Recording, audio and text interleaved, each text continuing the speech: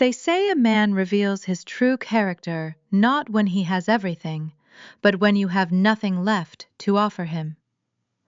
The fluorescent lights of the Fort Knox recovery ward hummed at a high frequency that made my teeth ache.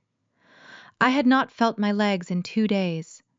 Heavy painkillers masked the worst of the spinal trauma, replacing the sharp agony with a dull, suffocating anchor, dragging me deep into the mattress. My world had shrunk down to the rhythmic drip of the IV fluid and the sterile, stinging scent of hospital bleach. I was 34 years old, an Army logistics officer grounded by a shattered vertebra, staring at a ceiling tile with a water stain shaped vaguely like the map of Kentucky. 11 years of military discipline had taught me how to compartmentalize fear. It took exactly 3 seconds of looking at my husband to compartmentalize my marriage. He stood at the foot of my bed, smiling. It was a subtle upward twitch of his lips, the kind of expression you only catch if you have spent years studying a man. I was wearing a faded hospital gown hooked up to a dozen vital monitors, and he looked like he had just won the lottery. He thought I was just a disposable asset. He thought I was merely an Army officer making $7,000 a month. He had no idea I actually earned over $860,000 a year, which was quietly paying for the very hospital bed I was trapped in. He showed up only to say he paid for a divorce. He told me he was keeping our house and our children. 3 days later, he started a nightmare that ended with him standing on my front porch in the freezing rain, calling me a devil. What he did not realize was that by trying to bury me, he was digging his own financial grave. I had already audited his perfect plan, and I had quietly rewritten the ending. Welcome to Samantha Told Stories. If you have ever been underestimated by a narcissist who thought your silence was weakness, tell me your age in the comments below. Hit the like button and subscribe. You will not want to miss a single detail of how this execution played out and how the trap finally snapped shut on a man who thought he was untouchable. The door to my recovery room did not ease open. It swung wide, hitting the rubber wall stopper with a dull thud. Cameron walked in, bringing the scent of heavy cedar cologne and stale espresso into the clinical space. He wore a tailored charcoal suit, the exact sharp cut he favored for closing high-stakes commercial real estate deals in Lexington. He did not look at the digital heart monitor tracing my pulse. He did not glance at the bruised IV line trailing into my wrist. His eyes stayed fixed on the rolling tray table beside my bed. Trailing half a step behind him was a man in a rumpled gray suit, clutching a thick leather briefcase like a shield. A lawyer. Not one of the expensive partners from downtown, but a cheap volume filer who probably charged a flat fee for uncontested family court cases. Natalie Cameron said, "It was not a greeting, it was a clearing of the throat." I blinked, the medication slowing my reaction time. I waited for the standard questions. How is the pain? What did the surgeon say? Are you scared? I had spent the last 48 hours wondering if I would ever walk unassisted again. I had spent the last 2 days waiting for my husband to walk through that door and hold my hand. Instead, Cameron gestured to his lawyer, who stepped forward and placed a thick clipboard onto the metal rolling tray. The metallic slap echoed in the quiet room, sharp and definitive. "I paid for the filing this morning," Cameron stated, adjusting his silk tie.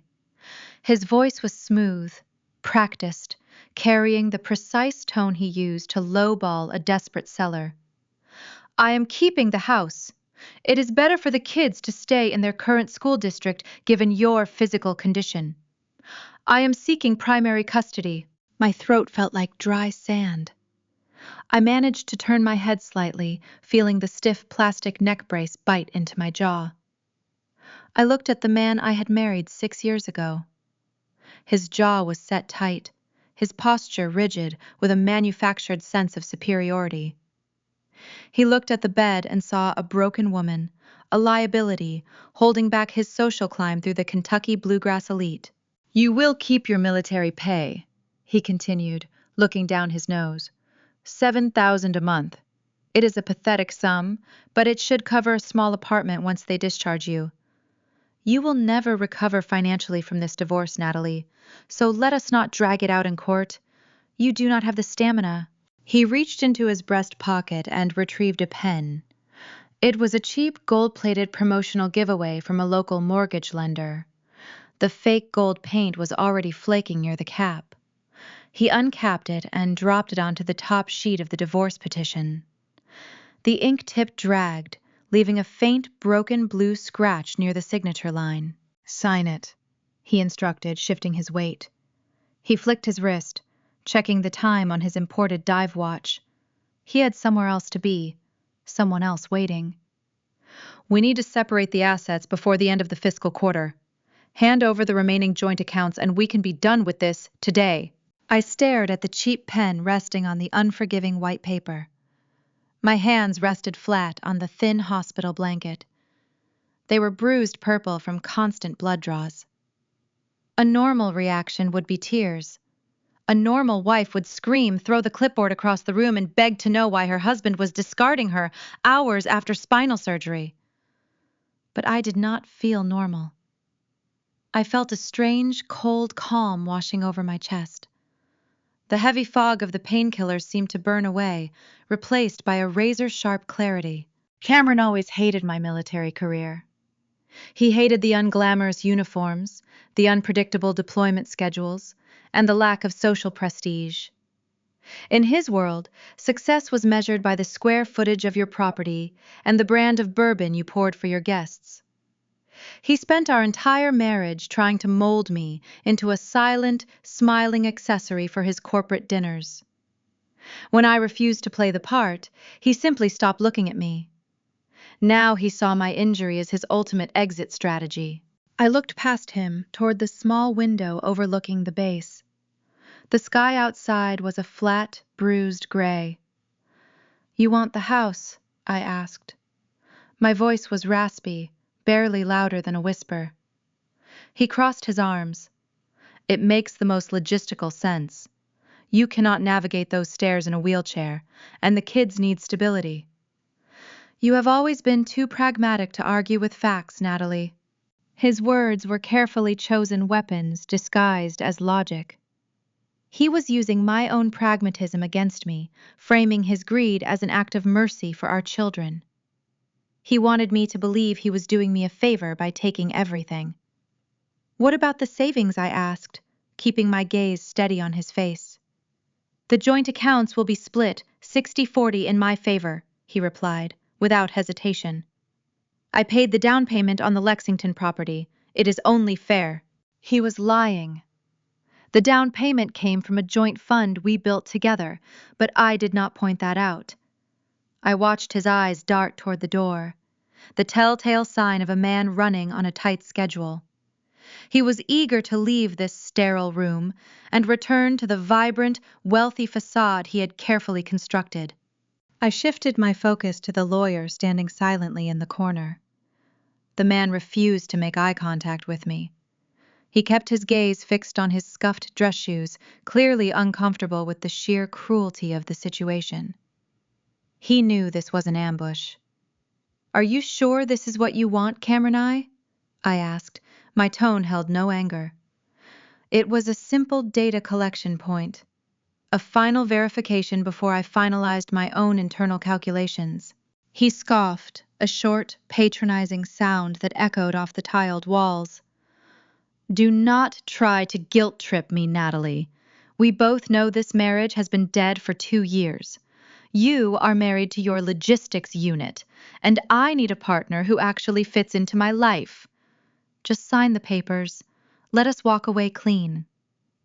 Clean. He wanted a clean break while leaving me shattered in a hospital bed. He wanted to strip away my home, my children, and my financial security without a single drop of guilt. I slowly reached out my right hand. My fingers felt stiff, uncoordinated from the nerve damage. I picked up the cheap, flaking pen. The metal felt cold against my skin. I did not read the dense legal jargon printed on the pages. I did not need to. I knew exactly what standard waivers looked like. He was demanding a full release of all marital claims, hoping I was too drugged and heartbroken to notice the sweeping language that severed our financial ties permanently. He thought he was outsmarting a naive soldier. He had no idea he was handing a loaded weapon to a master tactician. He believed my worth began and ended with the number printed on my Army pay stub. He had never once bothered to ask what I did during my fellowship years. He never questioned why I received heavily encrypted mail from corporate entities. He saw my lack of designer clothes and assumed I lacked ambition. He was about to learn the most expensive lesson of his life. I gripped the pen tighter, feeling the cheap plastic crack slightly under the pressure of my thumb. I looked up at him one last time, etching the smug, confident smirk on his face into my memory.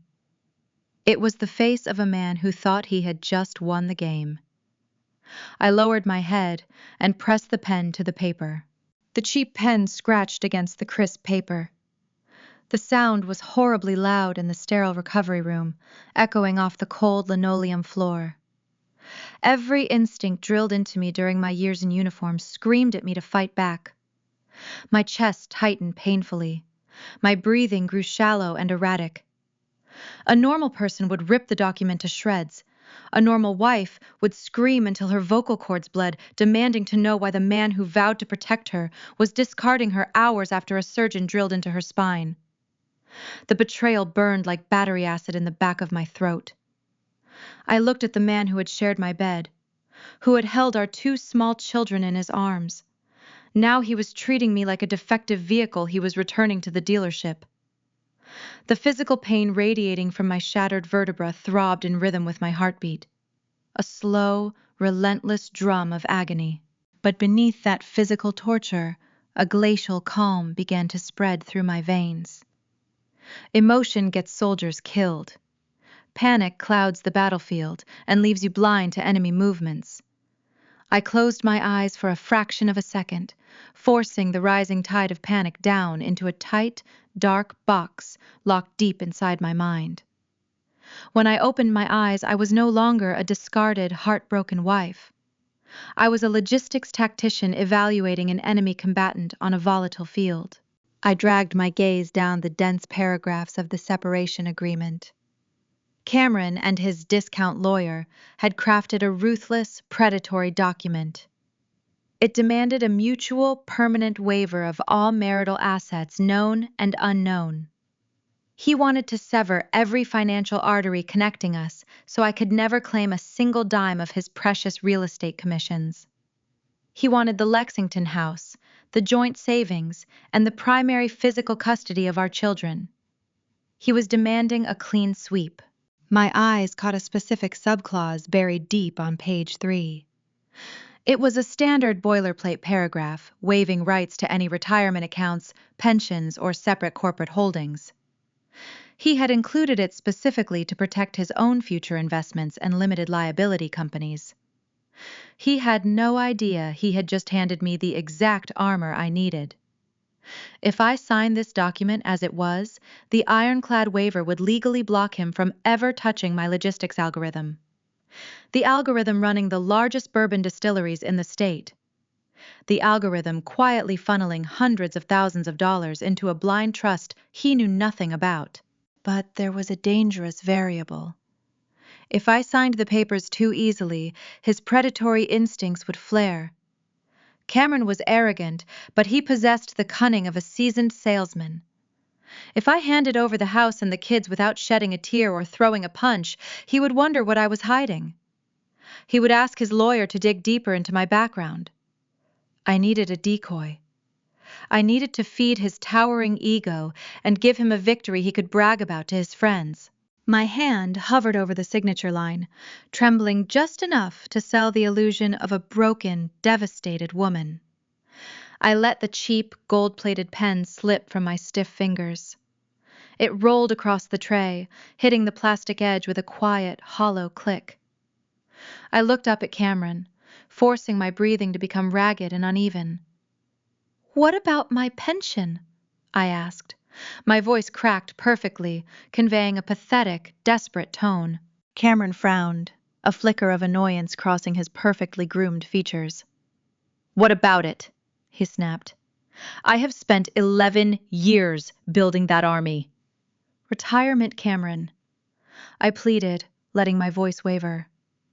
"If you take the house and the joint accounts, I will have nothing left to build a home for the children when they visit. I need the pension. It is all I have." Cameron shifted his weight, crossing his arms over his tailored charcoal suit. A cruel, satisfied gleam danced in his eyes. He loved this dynamic. He loved watching me beg from a hospital bed. He glanced at his lawyer, who gave a tiny, imperceptible shrug. The lawyer knew a military pension was a decent, reliable asset, but compared to a sprawling Lexington estate, it was pocket change. Cameron calculated the optics in real time. Taking a disabled veteran wife entire pension might look a little too ruthless, even for his country club friends. Leaving me with a modest government retirement would make him look magnanimous. It would feed his narrative that he was the generous, wealthy provider walking away from a deadweight, rather than a thief stealing from a wounded soldier. "Fine," he said, dragging the word out like he was granting a royal pardon. "You can keep the pathetic pension. The waiver covers all retirement accounts and independent holdings anyway. Just sign the damn paper, Natalie. I do not have all day to sit in a depressing hospital ward." I needed to seal the performance to ensure he never questioned the transaction again. I blinked rapidly, forcing the harsh fluorescent medical lights to sting my retinas. A single hot tear escaped, spilling over my lower lash line and tracing a slow, visible path down my pale cheek. It was a masterpiece of manipulation. I watched his rigid posture relax completely. The tear convinced him. He saw exactly what he wanted to see: a defeated, terrified woman clinging to the only financial scraps he mercifully allowed her to keep. He did not read the fine print twice. He did not notice that the clause protecting my pension was the exact same legal phrasing permanently shielding my blind trust. I picked up the skipping pen once more. My grip was rock steady now, hidden beneath the blanket. I pressed the ballpoint to the unforgiving white paper. The cheap ink dragged, pooling slightly at the edges of my cursive signature. The dark blue liquid bled into the fibers of the page, leaving a permanent stain. I signed my name 3 times. Each stroke was a solid brick in the fortress wall I was building between his suffocating greed and my hidden empire. I finished the final loop, dotting the letter I with precise intention, and laid the pen down on the metal tray. Before I could even pull my hand back, Cameron lunged forward and snatched the clipboard off the tray. He clutched the documents against his chest like a prized championship trophy. A smug, triumphant grin spread across his face, replacing the cold annoyance. He looked down at me, his eyes filled with a toxic mixture of pity and contempt. "You should have paid more attention to the finances while we were married, Natalie," he sneered, his voice dripping with condescension. "You will never recover financially from this. Enjoy your little government check in your tiny apartment." I did not say a single word. I did not flinch. Let him enjoy his hollow victory. Let him polish his fake crown. He had just signed away $500,000 a year to keep a house drowning in mortgage debt. He turned his back on me, dismissing my existence entirely. He reached into his pocket and pulled out his phone, the screen lighting up his sharp jawline. He checked the time on his heavy imported dive watch, tapping the crystal face with a manicured finger. His entire demeanor shifted from cold negotiation to eager anticipation. He smoothed his silk tie and adjusted his lapels. He was not just checking the time. He was checking how late he was for his real life, the secret life he had been building behind my back while I was deployed. He practically vibrated with impatience, eager to leave this sterile room and return to a world of expensive bourbon and rented luxury. He walked toward the door, his cheap lawyer trailing behind him, leaving me alone with the quiet, rhythmic beep of my heart monitor. I watched the heavy wooden door swing shut, knowing he was rushing straight into a trap he built himself. The hospital door clicked shut, sealing me back into the suffocating quiet of the recovery ward. For 2 days after Cameron walked out with those signed papers, my world was defined by pain and sweat. Physical therapy at Fort Knox was not designed for delicate recoveries. It was a relentless, punishing grind. Every morning at 6, a stern civilian therapist named Marcus would arrive, helping me hoist my deadweight torso out of the bed. The back of my gown would soak through with perspiration as I forced my bruised nerves to send signals down to my legs. The pain was an electric wire snapping inside my lumbar spine, but I welcomed it. Pain meant the nerves were still alive. Pain meant I could rebuild. While I was learning how to stand up without fainting, Cameron was busy assembling his new life. He did not waste a single hour. Within 48 hours of my discharge from the surgical unit into a temporary outpatient rehabilitation lodge, he moved our 7-year-old son Noah and our 5-year-old daughter Maya out of our modest military housing. He transplanted them straight into a sprawling horse-fenced estate in the rolling hills outside Lexington. It was a massive brick structure with white columns and a 4-car garage, the kind of property designed specifically to project high society, old money prestige to everyone driving down Old Frankfort Pike. He had bought the house using a predatory balloon mortgage structure, leveraging every last dollar of his brokerage capital, on the foolish assumption that his real estate firm would double its revenue by winter. He needed that estate. In the insular, status-conscious world of central Kentucky commercial development, appearance was currency. You could not pitch multi-million-dollar deals to country club investors while living in a standard 3-bedroom suburban home. You needed the sprawling bluegrass lawn, the stone entryway, and a smiling, picturesque family standing on the porch. To complete the portrait he brought in Brittany.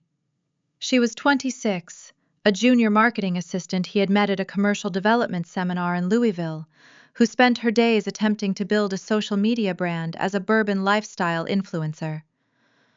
Brittany was everything Cameron thought a successful man deserved. She was loud, polished, constantly holding a glass of small-batch whiskey for digital photographs, and utterly obsessed with curating an image of effortless Southern luxury. She immediately moved her designer wardrobe into the master suite, taking over the space I had helped pay for, and began posting photos with my children under captions about her new instant family. The true cruelty began on a damp Tuesday evening, 3 weeks into my rehabilitation. I sat on the edge of my narrow therapy bed, clutching my phone with shaking, calloused fingers. My physical therapy session had ended an hour earlier, leaving my muscles twitching with exhaustion. I dialed Noah's tablet. The line rang 6 times before dumping straight to a recording. I tried Maya's little kid phone. It went directly to voicemail. I dialed Cameron's personal cell number. It rang once, cut off abruptly, and redirected me to an automated message stating the party was unavailable. He had blocked my number on every device in that house. He was actively cut off the digital lifeline between a mother and her children. I pressed the phone to my ear, listening to the hollow tone, feeling a cold knot twist tightly in my gut. I called the estate's landline, a number I had memorized from the property transfer documents. After 8 rings, the automated voicemail system beeped. "Mommy, please call me back." Noah's tiny, trembling voice played through my speaker from an unread message he had managed to send 2 days earlier, before his device was restricted. The recording was muted, thick with suppressed tears. "We are at the big house with Brittany. Daddy said you are too sick to see us. He said you do not have a home for us anymore. Mommy, where are you?" The sound of my 7-year-old boy, trying not to cry into a tablet microphone, shattered whatever remaining piece of my heart had survived the hospital room.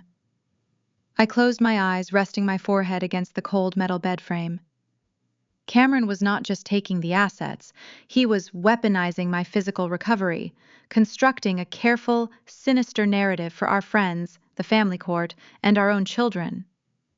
He was telling anyone who would listen that Major Natalie Walker was mentally unstable, physically incapacitated, and living in a temporary military barrack, unfit to provide a stable household. He was using my service and my injury to erase my existence from my children's lives. He was using my babies as props to prove to his wealthy clients that he was a stable, devoted family man, capable of handling big money. I took a slow, deliberate breath, forcing my heart rate back down to a combat baseline. I opened my eyes, the tears drying instantly on my cheeks. Panic was a luxury I could not afford. Anger was useless unless it was directed into precise operational execution. Cameron thought he was playing a game of emotional chicken with a helpless patient. He had no idea he was poking a sleeping predator. I pulled up my contacts and dialed a private number I had kept stored in an encrypted folder for 3 years. It belonged to Mitchell Vance, a senior partner at a high-end forensic legal firm in downtown Louisville. Mitchell was a former Marine judge advocate who had spent 30 years dismantling arrogant corporate executives in high-stakes asset disputes. He was not a volume court lawyer like the cheap suit Cameron had brought to my hospital bed.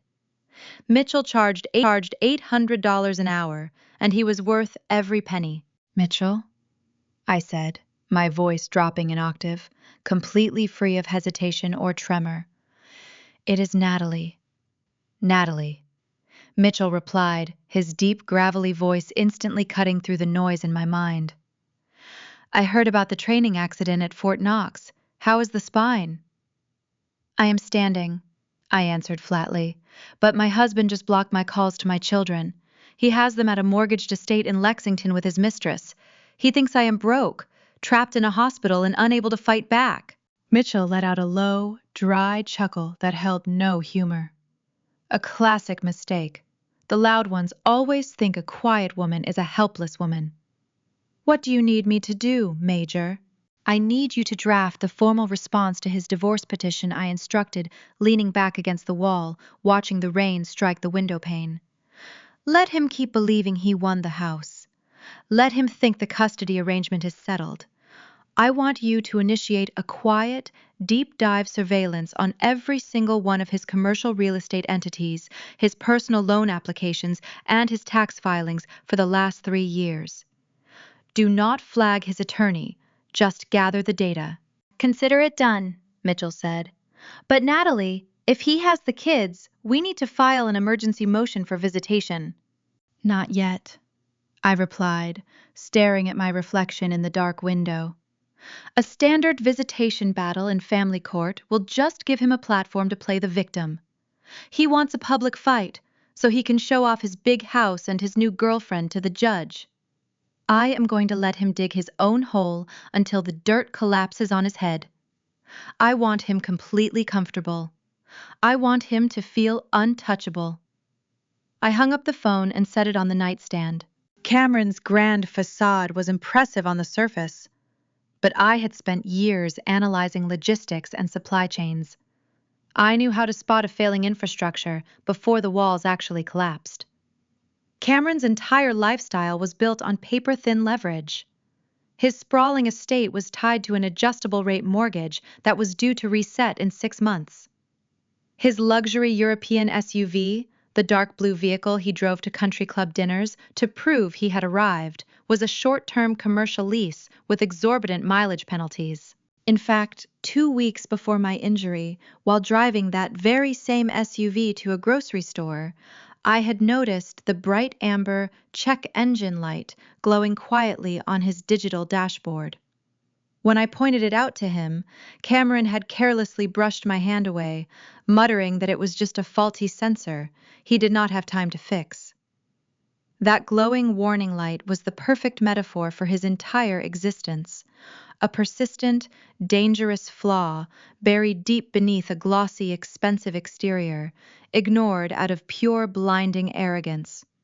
He was driving a ticking financial bomb at high speed, convinced he was immune to the laws of mechanics. I stood up from the bed, ignoring the sharp, biting ache in my lower lumbar, and walked slowly toward the door. I did not need a luxury estate or a country club membership to win this war. I just needed time, patience, and absolute discipline. As I reached for the door handle to head to my evening hydrotherapy session, a sharp knock sounded from the other side.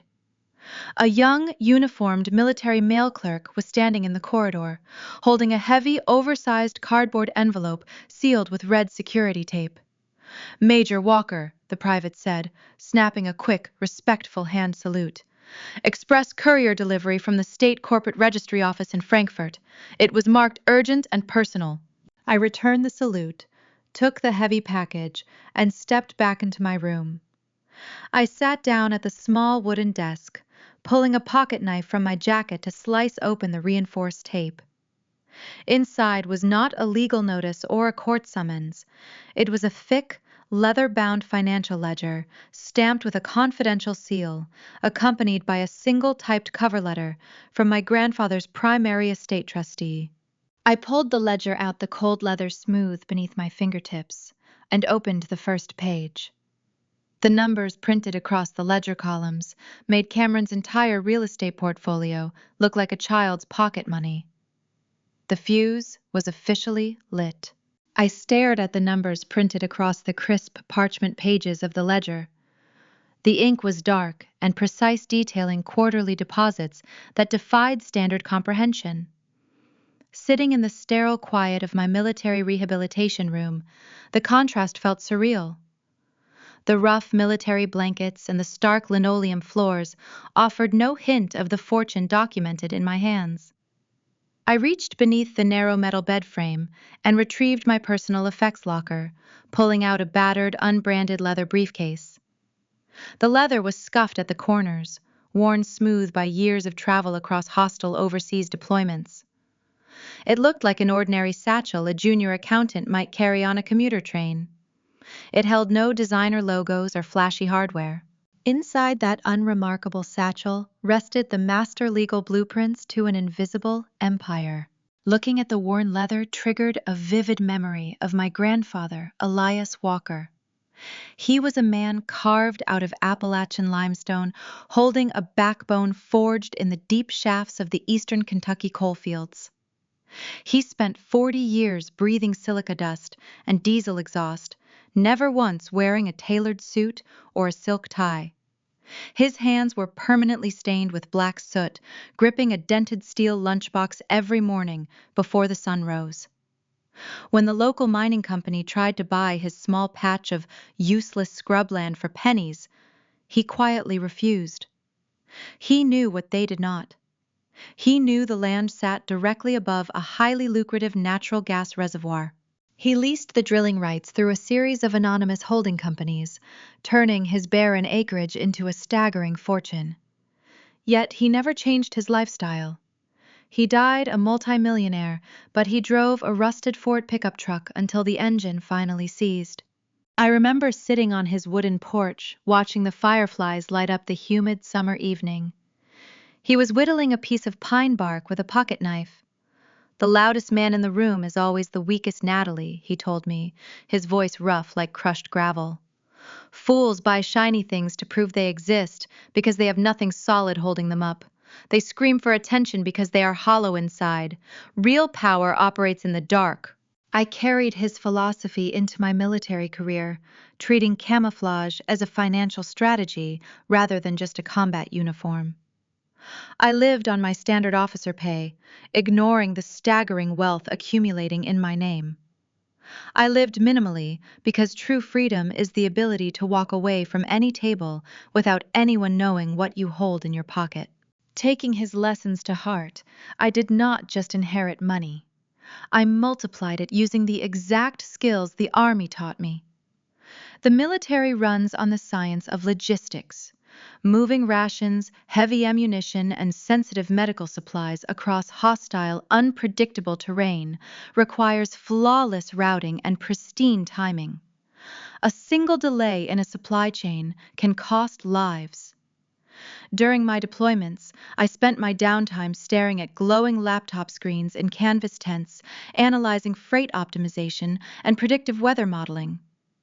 I realized the commercial sector was bleeding efficiency, relying on outdated transit models.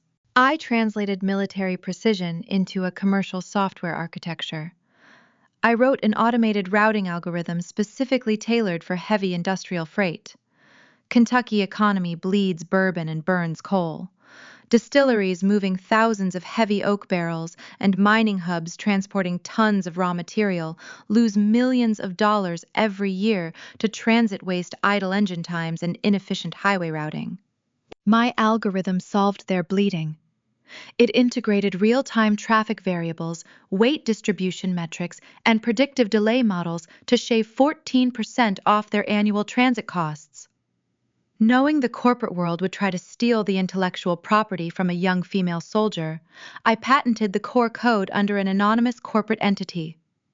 I placed the asset into an ironclad blind trust managed by a silent fiduciary board. The heavy, leather-bound ledger resting on my lap verified the results. The logistics algorithm now operated the primary supply chains for the largest bourbon distilleries and manufacturing hubs in the state. I was the ghost in the machine, generating $860,000 a year in passive royalty income.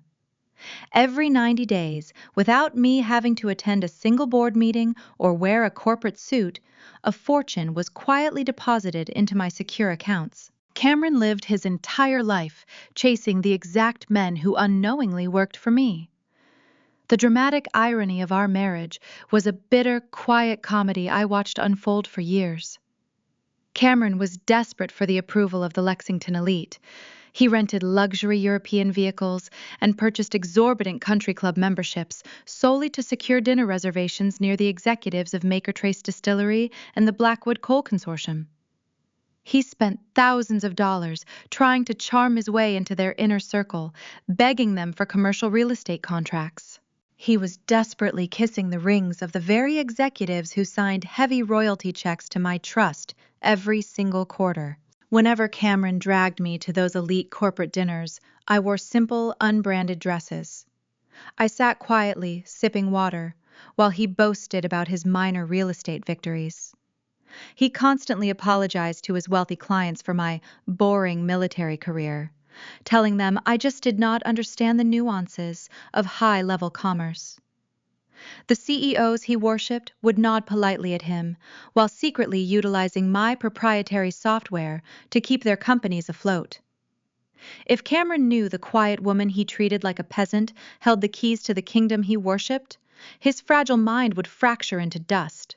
He threw me away because he calculated my net worth based on the uniform I wore and the reliable sedan I drove. He believed my financial ceiling was $7,000 a month. He thought taking the mortgaged house and the joint savings account would leave me destitute and begging for his mercy. He did not realize he was fighting a general while armed with a plastic knife. I placed the ledger back into the leather briefcase, securing the heavy brass clasps. I slid the satchel back under my metal bed frame, hiding the truth in the shadows where it belonged. I was not ready to detonate the bomb yet. Let him enjoy his stolen house. Let him play the role of the wealthy patriarch. I needed him to commit fully to his illusion before I shattered the glass. My phone buzzed against the wooden nightstand, breaking the quiet rhythm of the room. It was a text message from a mutual friend from our old neighborhood. The message contained a single digital screenshot and a text asking if I was doing okay. I tapped the screen, opening the image. It was a social media post from Brittany. She was standing on the grand staircase of my former home, wearing a designer silk dress. My 2 children were positioned stiffly next to her, looking exhausted and confused. She held a crystal glass of expensive bourbon in one hand, smiling brightly for the camera. The caption below the photo was calculated to inflict maximum social damage. "Stepping up for these sweet kids during a difficult transition," she wrote, adding a heart symbol. "Their mother is recovering on a restrictive military salary, so it feels like a true blessing to provide them with real stability and a luxury home." Charity starts with the people who need it most. Cannot wait to see everyone at the Bluegrass Equestrian Gala this weekend. I read the caption twice, letting the sheer, arrogant ignorance of her words wash over me. She was calling me a charity case. She was using my children as props to elevate her fake influencer brand, portraying me as a broke, disabled soldier who could not afford to raise her own family. She wanted a public audience. She wanted to humiliate me in front of the Lexington elite to solidify her stolen position in society. I locked my phone screen and set it down. A cold, deliberate energy replaced the lingering ache in my spine. I had planned to stay hidden in the rehabilitation center, avoiding the toxic drama of their new life. But Brittany had just changed the rules of engagement. She had fired a flare into the night sky, demanding my attention. If she wanted me in the public eye, I would gladly step into the light. I opened my small closet and looked at the simple, understated navy dress hanging in the corner. I had an equestrian charity event to attend. The cheap pen scratched against the crisp paper. The sound was horribly loud in the sterile recovery room, echoing off the cold linoleum floor.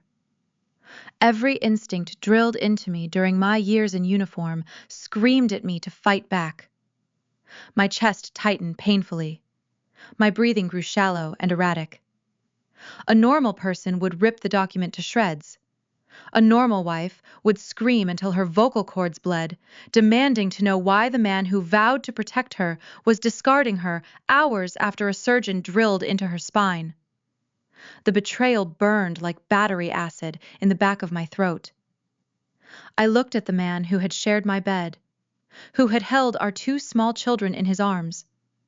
Now he was treating me like a defective vehicle he was returning to the dealership.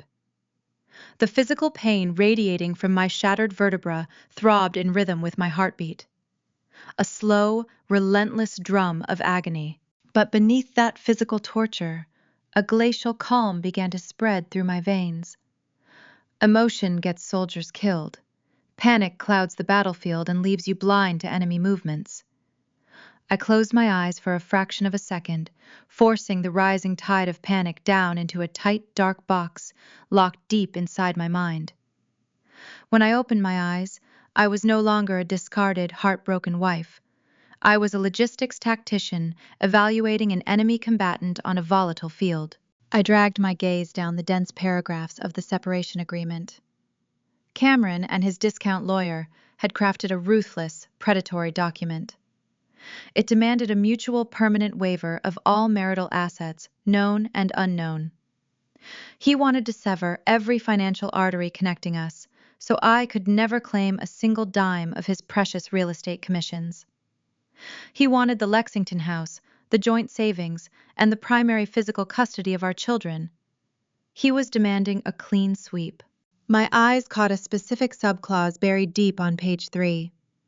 It was a standard boilerplate paragraph waiving rights to any retirement accounts, pensions, or separate corporate holdings. He had included it specifically to protect his own future investments and limited liability companies. He had no idea he had just handed me the exact armor I needed. If I signed this document as it was, the ironclad waiver would legally block him from ever touching my logistics algorithm. The algorithm running the largest bourbon distilleries in the state. The algorithm quietly funneling hundreds of thousands of dollars into a blind trust he knew nothing about. But there was a dangerous variable. If I signed the papers too easily, his predatory instincts would flare. Cameron was arrogant, but he possessed the cunning of a seasoned salesman. If I handed over the house and the kids without shedding a tear or throwing a punch, he would wonder what I was hiding. He would ask his lawyer to dig deeper into my background. I needed a decoy. I needed to feed his towering ego and give him a victory he could brag about to his friends. My hand hovered over the signature line, trembling just enough to sell the illusion of a broken, devastated woman. I let the cheap, gold-plated pen slip from my stiff fingers. It rolled across the tray, hitting the plastic edge with a quiet, hollow click. I looked up at Cameron, forcing my breathing to become ragged and uneven. "What about my pension?" I asked, my voice cracked perfectly, conveying a pathetic, desperate tone. Cameron frowned, a flicker of annoyance crossing his perfectly groomed features. "What about it?" he snapped. "I have spent 11 years building that Army retirement." "Cameron," I pleaded, letting my voice waver. "If you take the house and the joint accounts, I will have nothing left to build a home for the children when they visit. I need the pension. It is all I have." Cameron shifted his weight, crossing his arms over his tailored charcoal suit. A cruel, satisfied gleam danced in his eyes. He loved this dynamic. He loved watching me beg from a hospital bed. He glanced at his lawyer, who gave a tiny, imperceptible shrug. The lawyer knew a military pension was a decent, reliable asset, but compared to a sprawling Lexington estate, it was pocket change. Cameron calculated the optics in real time. Taking a disabled veteran wife entire pension might look a little too ruthless even for his country club friends.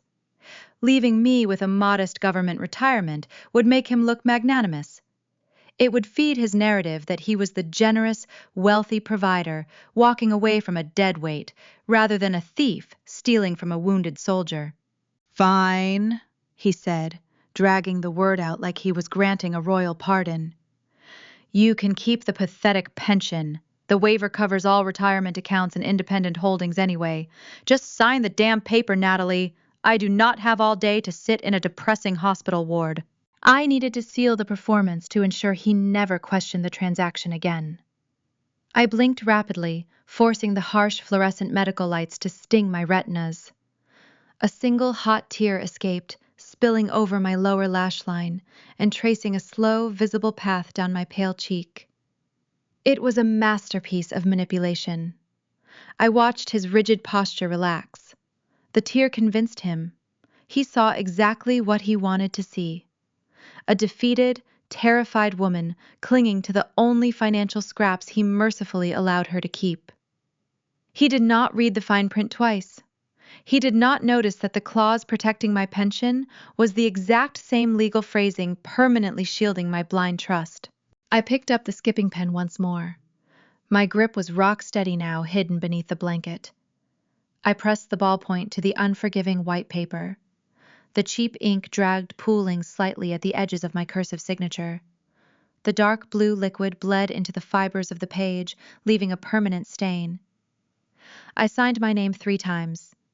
Each stroke was a solid brick in the fortress wall I was building between his suffocating greed and my hidden empire. I finished the final loop, dotting the letter I with precise intention, and laid the pen down on the metal tray. Before I could even pull my hand back, Cameron lunged forward and snatched the clipboard off the tray. He clutched the documents against his chest like a prized championship trophy. A smug, triumphant grin spread across his face, replacing the cold annoyance. He looked down at me, his eyes filled with a toxic mixture of pity and contempt.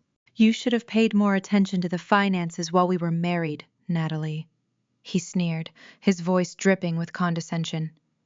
"You will never recover financially from this. Enjoy your little government check in your tiny apartment." I did not say a single word. I did not flinch. Let him enjoy his hollow victory. Let him polish his fake crown.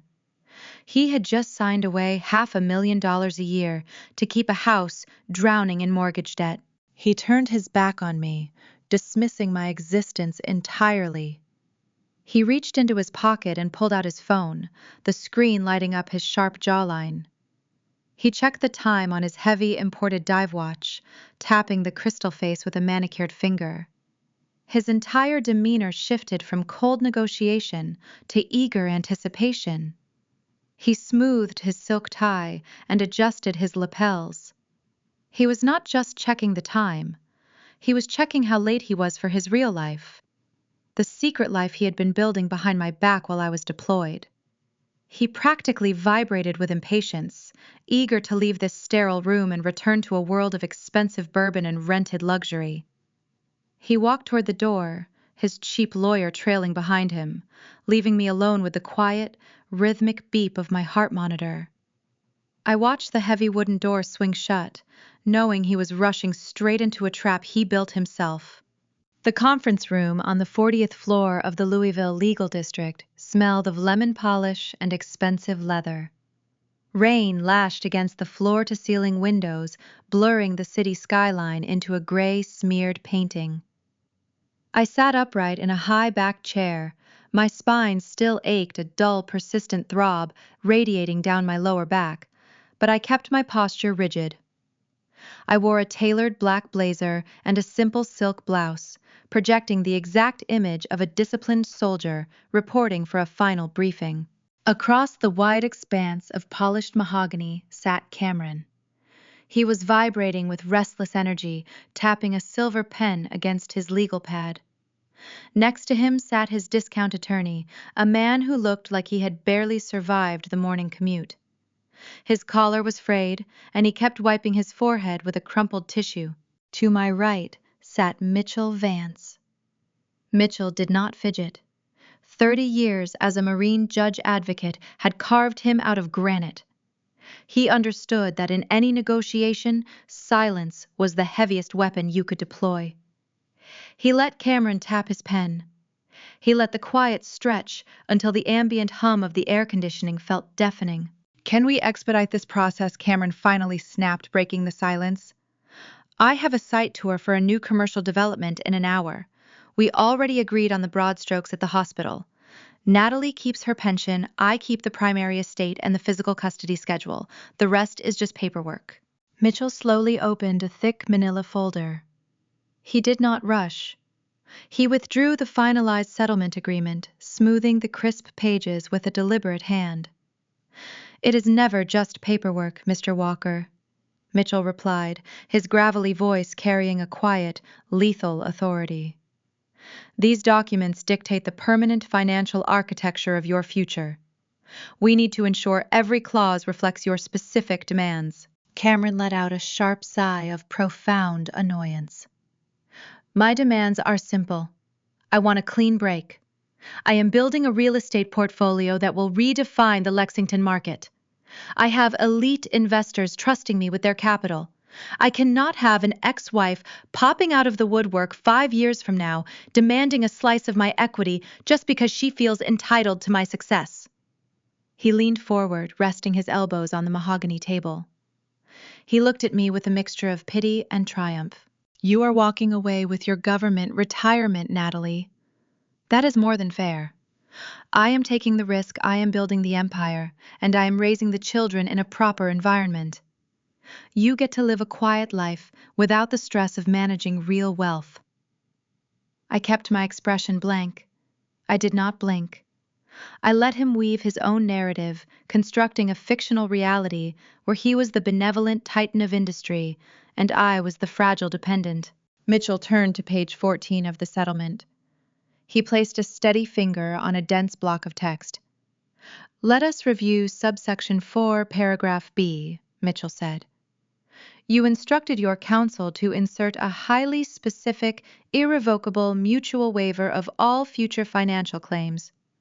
This clause explicitly states that neither party can ever pursue audit or claim any asset, trust, holding intellectual property, or corporate dividend belonging to the other party, regardless of when it was acquired." "That is correct," Cameron stated proudly. "It is an ironclad firewall. It protects my future earnings." Mitchell looked up from the document. He locked eyes with Cameron. This was the first test.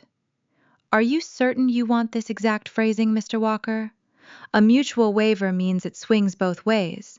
By barring Major Walker from your assets, you are permanently barring yourself from hers." Cameron scoffed a short, dismissive laugh. "What assets? She drives a standard sedan and lives on a fixed military salary. I am not exactly worried about missing out on her thrift store savings. Keep the clause." Mitchell did not write anything down. He simply let the arrogant words hang in the cold air of the conference room. He waited 5 full seconds before asking the second question. "I must remind you, Mr. Walker, that family court allows for standard financial discovery." Mitchell continued, his tone even and unhurried. We have not compelled a forensic audit of Major Walker's independent holdings because you insisted on rushing this mediation. If you sign this irrevocable waiver today, you forfeit the right to ever conduct that discovery. You will never legally know if there are other assets. Are you entirely certain you wish to proceed blindly? The discount lawyer sitting next to Cameron leaned over, placing a hesitant hand on his client's sleeve. Cameron, maybe we should run a standard check just to be safe. It is standard procedure. Cameron jerked his arm away, shooting his lawyer a venomous glare. I am not paying you to drag this out for billable hours, he hissed. Then he turned his attention back to Mitchell, his chest puffed out with manufactured dominance. I do not need a forensic accountant to tell me what I already know. I lived with her for 6 years. I know every dime she makes. I want the waiver intact. I want my companies protected from her. The trap was set. The hinges were oiled. All that remained was the final lock. Mitchell leaned back in his leather chair. He reached up and slowly slid his reading glasses down his nose, looking over the wire rims directly at the man sitting across from him. A knowing, humorless smile touched the very corner of Mitchell's mouth. It was the expression of a seasoned executioner watching a condemned man tie his own noose and check the knot for strength. For the third and final time, Mr. Walker Mitchell said, his voice dropping into a register of chilling finality. Do you explicitly demand this irrevocable mutual waiver, understanding that it permanently and forever locks you out of any hidden corporate trusts, patents, or royalties Major Walker may currently hold? Yes, Cameron practically shouted, grabbing the pen from the table. Put the damn paper in front of me! Mitchell slid the document across the polished wood.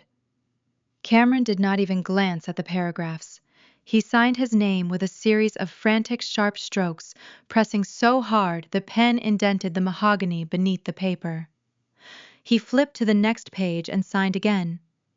He was legally finalizing his own destruction through pure, blind greed. He was so terrified of losing a fraction of his heavily mortgaged illusion that he eagerly surrendered his rights to a multi-million-dollar reality. He slid the packet back across the table. His chest heaved slightly, a self-satisfied smirk spreading across his face. He stood up, buttoning his tailored jacket. I will expect you to vacate the remaining storage unit by Friday, Natalie, he instructed, acting as if he had just won a grueling boardroom battle. My assistant will email you the custodial pickup schedule for the kids. Do not be late. He did not wait for a response. He turned on his heel and marched out of the conference room, his lawyer scurrying behind him like a frightened shadow. The heavy glass door swung shut, sealing the silence back into the room. I sat perfectly still, listening to the rain hit the window. I looked down at the signature drying on the final page. It was done. The legal firewall was now active. Mitchell took off his glasses and folded them neatly, placing them inside his breast pocket. He looked at the signed document and shook his head. In 30 years of practicing law, Major, I have never seen a man sprint so enthusiastically toward his own slaughter. He measured my worth by his own reflection, I replied softly, finally letting the tension drain from my shoulders. He looked in the mirror and decided he was the only valuable thing in the room. The paperwork is bulletproof, Mitchell assured me, closing the manila folder. He cannot touch your trusts. He cannot touch the logistics patents. He cannot touch a single cent of the bourbon royalties. The moment his real estate leverage collapses, he will have no safety net. I stood up, picking up my dark wool coat. When the bank audits his commercial loans and realizes he has no liquid capital to back his ambition, it will not just be his companies that crumble. As I rode the elevator down to the lobby, watching the floor numbers descend, I thought about the sprawling bluegrass estate Cameron had returned to. I thought about the fragile domestic theater he was trying to direct. He believed he had secured a perfect life, but a perfect life requires willing participants. Playing the role of a devoted stepmother to 2 energetic, confused children requires patience, sacrifice, and genuine affection. Brittany possessed none of those traits. She was a creature built for camera flashes, luxury vacations, and unearned attention. Being trapped in a rural estate, dealing with laundry, school projects, and a shrinking household budget was never part of her influence or business plan. The novelty of playing house was already wearing dangerously thin. She was growing bored of the crying children and the constant demands of domestic reality, and in my experience, a bored narcissist is always on the verge of making a remarkably reckless choice. A choice that would finally give me the exact legal ammunition I needed to bring my children home. Family courts in Kentucky operate on rigid precedent and cold hard evidence. A judge will not alter a finalized custody agreement just because a mother misses her children. The legal system demands a catalyst. You need undeniable, documented proof of severe endangerment. I knew Cameron was a negligent father, playing a part for his investors, but proving it required profound patience. I spent the next 2 weeks living in a state of intense hypervigilance. I kept my phone fully charged and my car keys resting by the front door. I knew Brittany was a ticking clock waiting to expire. Her entire identity relied on conspicuous consumption and desperate public validation. Cameron was already feeling the initial squeeze of his reckless spending habits. He had quietly canceled her weekly spa appointments and downgraded her luxury clothing allowance to conserve cash. To a woman whose self-worth is calculated by the logos on her handbags, a tightened budget is an unbearable insult. The breaking point arrived on a humid Friday evening. The Lexington social calendar was anchored by an exclusive tasting event hosted by a premier bourbon distillery downtown. It was the kind of high-profile gathering an aspiring lifestyle influencer simply could not afford to miss. The guest list was heavily guarded and packed with regional celebrities. Cameron was stuck in Louisville, desperately trying to secure a commercial bridge loan to cover his spiraling real estate debts. He told Brittany she had to stay home with Noah and Maya. I knew this sequence of events because Noah sent me a frantic text message from his hidden educational tablet. The message glowed on my screen. "She is yelling at Daddy on the phone." 10 minutes later, a second message appeared. "She left. We are alone, and it is getting dark." A civilian mother might freeze in a panic. An Army logistics officer activates a crisis protocol. I did not rush out the front door blindly. I needed a flawless chain of custody for the incoming evidence. I called the local county dispatch desk. I identified myself, provided the exact address of the Lexington estate, and requested an immediate welfare check on 2 unaccompanied minors.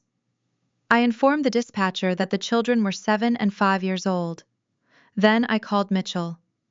He had the emergency ex parte custody modification drafted and waiting on his mahogany desk for exactly this scenario.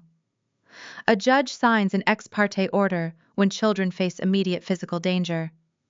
A sworn police report confirming abandonment is the ultimate trump card in family court.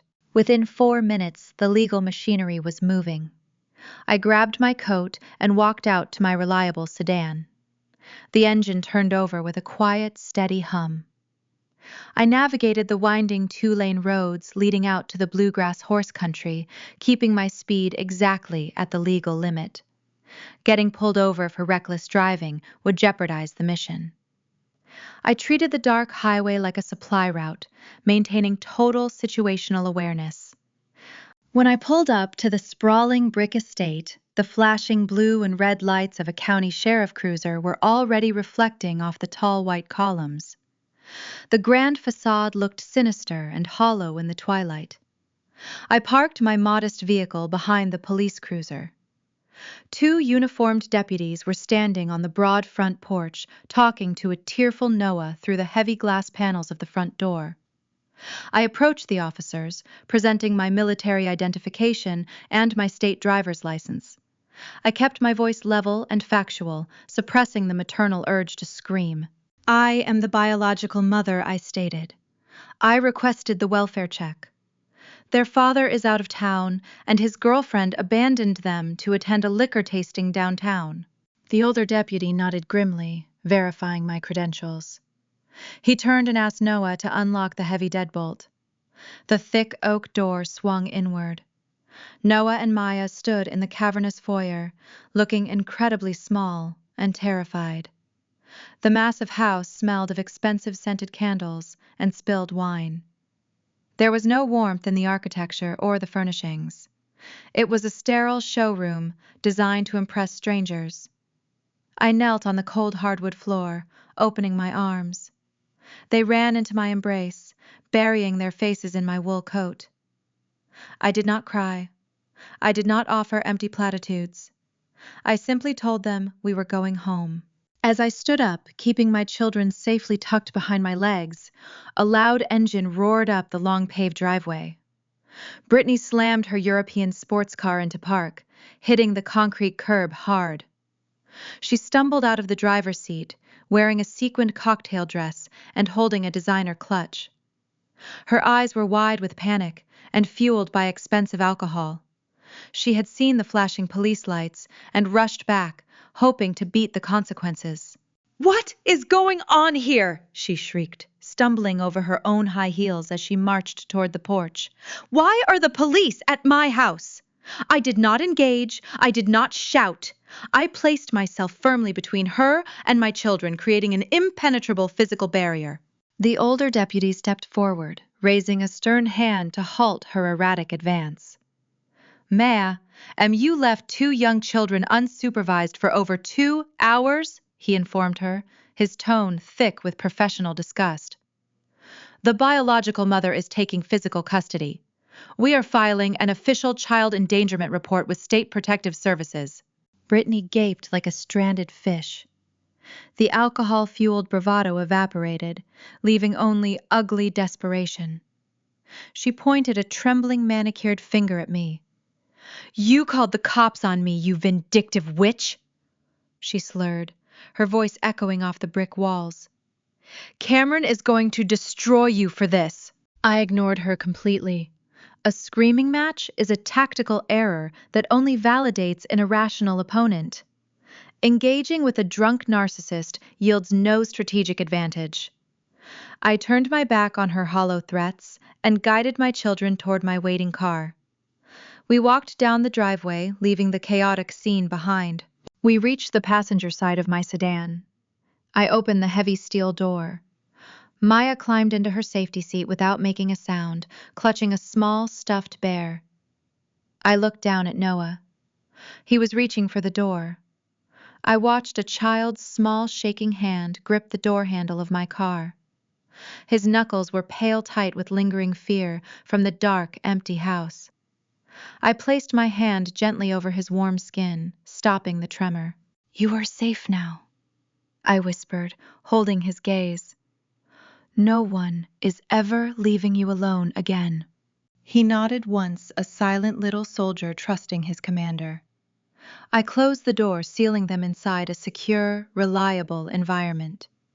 I walked around to the driver's seat and started the engine. I drove away, leaving Brittany screaming at the deputies in the bright glare of the police strobes. The extraction was surgical and flawless.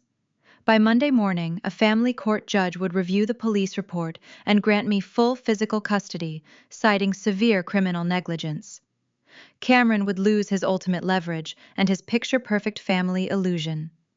He would have nothing left to distract his elite investors from his failing bank accounts. As I steered my car onto the dark highway, returning to my quiet, peaceful apartment, a digital alert flashed on a banking server far away. Cameron was sitting in a hotel room in Louisville, attempting to process his massive balloon mortgage payment online. He had scraped together the last of his business capital to keep the Lexington estate afloat. He clicked the submit button, expecting the funds to clear and buy him another month of fake prosperity. Instead, a glaring red notification illuminated his tired face. The transaction was denied, triggering an institutional financial alarm that would echo through every sector of his fraudulent empire. For 6 years, my immaculate financial record served as a silent shield, protecting Cameron from his own reckless ambition. Military discipline translates seamlessly into personal finance. I paid every bill weeks before the due date, maintained zero revolving debt, and kept my credit score in the highest possible percentile. Cameron used my pristine history as a foundational pillar whenever he applied for risky commercial real estate loans. He stood on my shoulders to reach the upper echelons of the Lexington lending market. Banks viewed our joint profile and saw stability. They saw a reliable government income anchoring his volatile commission-based lifestyle. When Cameron signed that irrevocable mutual waiver in the Louisville conference room, he severed that vital artery. He was so eager to protect his imaginary fortune from my grasp that he legally removed his only actual safety net. He filed the final separation documents, shifting his status to a single earner. He assumed his confident handshake and tailored suits would carry him through any financial scrutiny. But modern banking institutions do not care about country club memberships or expensive cedar cologne. They operate on cold, unfeeling algorithms. They calculate risk using raw data. The failed mortgage payment Cameron attempted from his hotel room was not merely a rejected transaction. It was a digital tripwire. The commercial bank underwriting his equestrian center project utilized automated compliance software to monitor their high-risk clients. The moment his residential payment bounced, the software initiated an immediate cross-reference check. The algorithm detected the recent divorce filing. It noted the removal of my stabilizing dual income. It processed the astronomical monthly payments required by his adjustable-rate mortgage on the sprawling bluegrass estate. It calculated the staggering discrepancy between his public, high society spending habits and his actual verified cash liquidity. The math did not align. The digital ledger exposed him as a profound institutional liability. Within seconds, the banking software executed an automated protocol. It flagged his accounts for suspected insolvency and triggered a mandatory forensic accounting review. Without a single human being making a conscious decision, every primary credit line tied to his name was frozen. Cameron woke up the next morning entirely unaware of the invisible digital locks clamping down on his fragile empire. He had a different crisis to manage. The police welfare check the night before had shattered his carefully curated domestic illusion. Brittany was furious. The child endangerment report humiliated her, ruining her pristine influencer narrative. She had spent the entire night pacing the hardwood floors, demanding Cameron fix the public relations disaster I had supposedly caused. To placate her fragile ego and project an aura of unshakable wealth, Cameron decided to buy her silence. He drove them to an imported luxury car dealership on the affluent edge of Lexington. His plan was straightforward.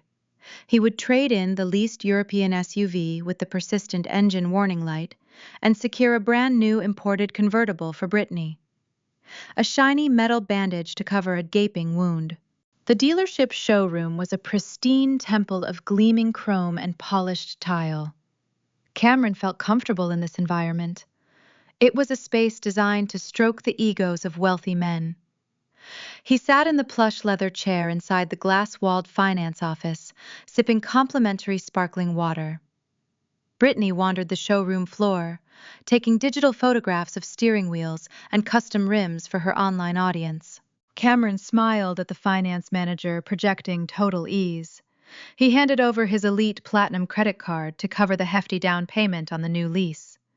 He expected the usual obsequious treatment, the deferential nod, and the quick printing of the receipt. The finance manager swiped the heavy metal card through the terminal. The machine beeped a flat, dull tone. A harsh red declined notification illuminated the point-of-sale screen. Cameron laughed, a short, dismissive sound.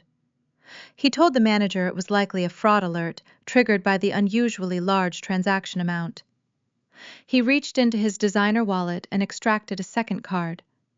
This one was tied to his primary checking account. The manager swiped it. The terminal beeped again, displaying the exact same red warning. A cold knot formed in the pit of Cameron's stomach. He pulled out a third card, a corporate credit line linked directly to his commercial real estate brokerage. The manager ran the magnetic strip. Denied. The atmosphere in the small glass office shifted. The finance manager stopped smiling. He slid the 3 plastic cards back across the desk, pushing them toward Cameron with the tip of his pen. "I am sorry, Mr. Walker," the manager said, his tone dropping the practiced warmth. "It appears all your authorizations are restricted. You will need to contact your lending institution." The sparkling water suddenly tasted like ash. Cameron stood up, his ears ringing. He stepped out of the pristine showroom into the humid Kentucky heat, needing air. He pulled out his phone and dialed his private wealth manager at the regional bank. The man who usually answered on the first ring with a cheerful greeting sent him directly to a holding queue. When the banker finally answered, his voice was stripped of all familiarity. It was the tone of a professional distancing himself from a sinking ship. The banker informed Cameron about the automated institutional review. He explained that, due to the sudden shift in his marital asset profile and the bounced mortgage payment, the bank was legally required to freeze his accounts pending a full forensic audit. They needed to verify his liquidity before extending another dime of credit. The review process would take weeks. Cameron stared at the asphalt beneath his ruined Italian leather shoes. He had tens of thousands of dollars in monthly obligations. He had commercial site leases, utility bills on the massive estate, and pending payroll for his small real estate team. Without access to his credit lines, he was paralyzed. He had built a life that required a continuous, massive flow of borrowed money just to maintain the illusion of success. The river had just run bone dry.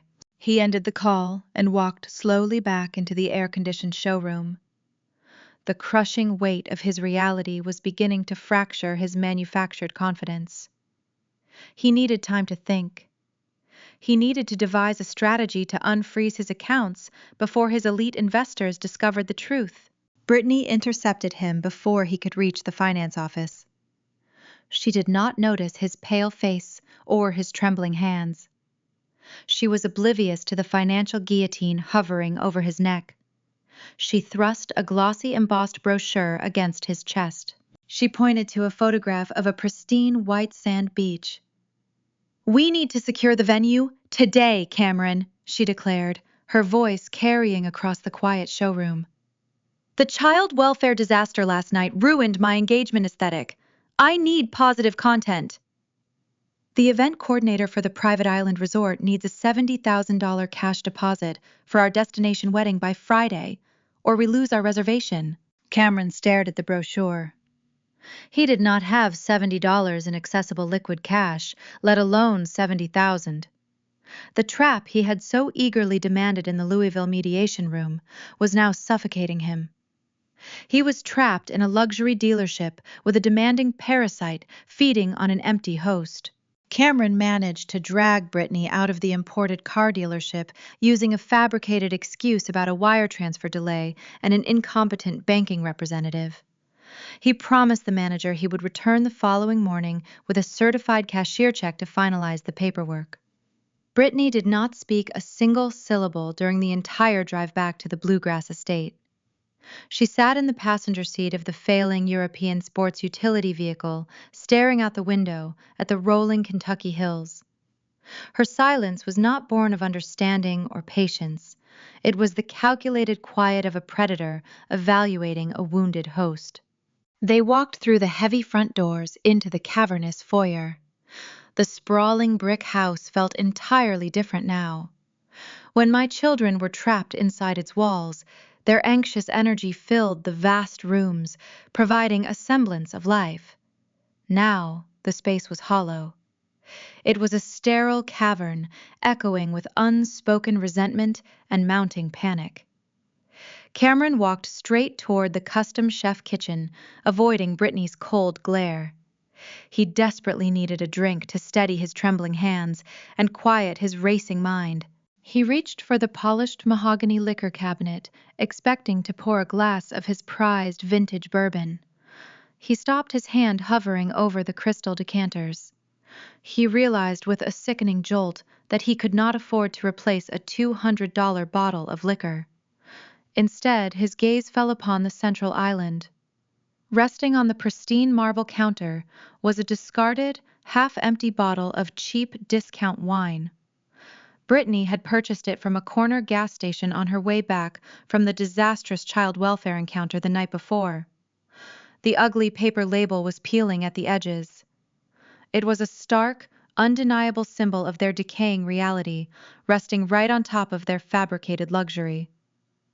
Cameron grabbed a heavy tumbler and poured the cheap red liquid, swallowing it in one bitter gulp.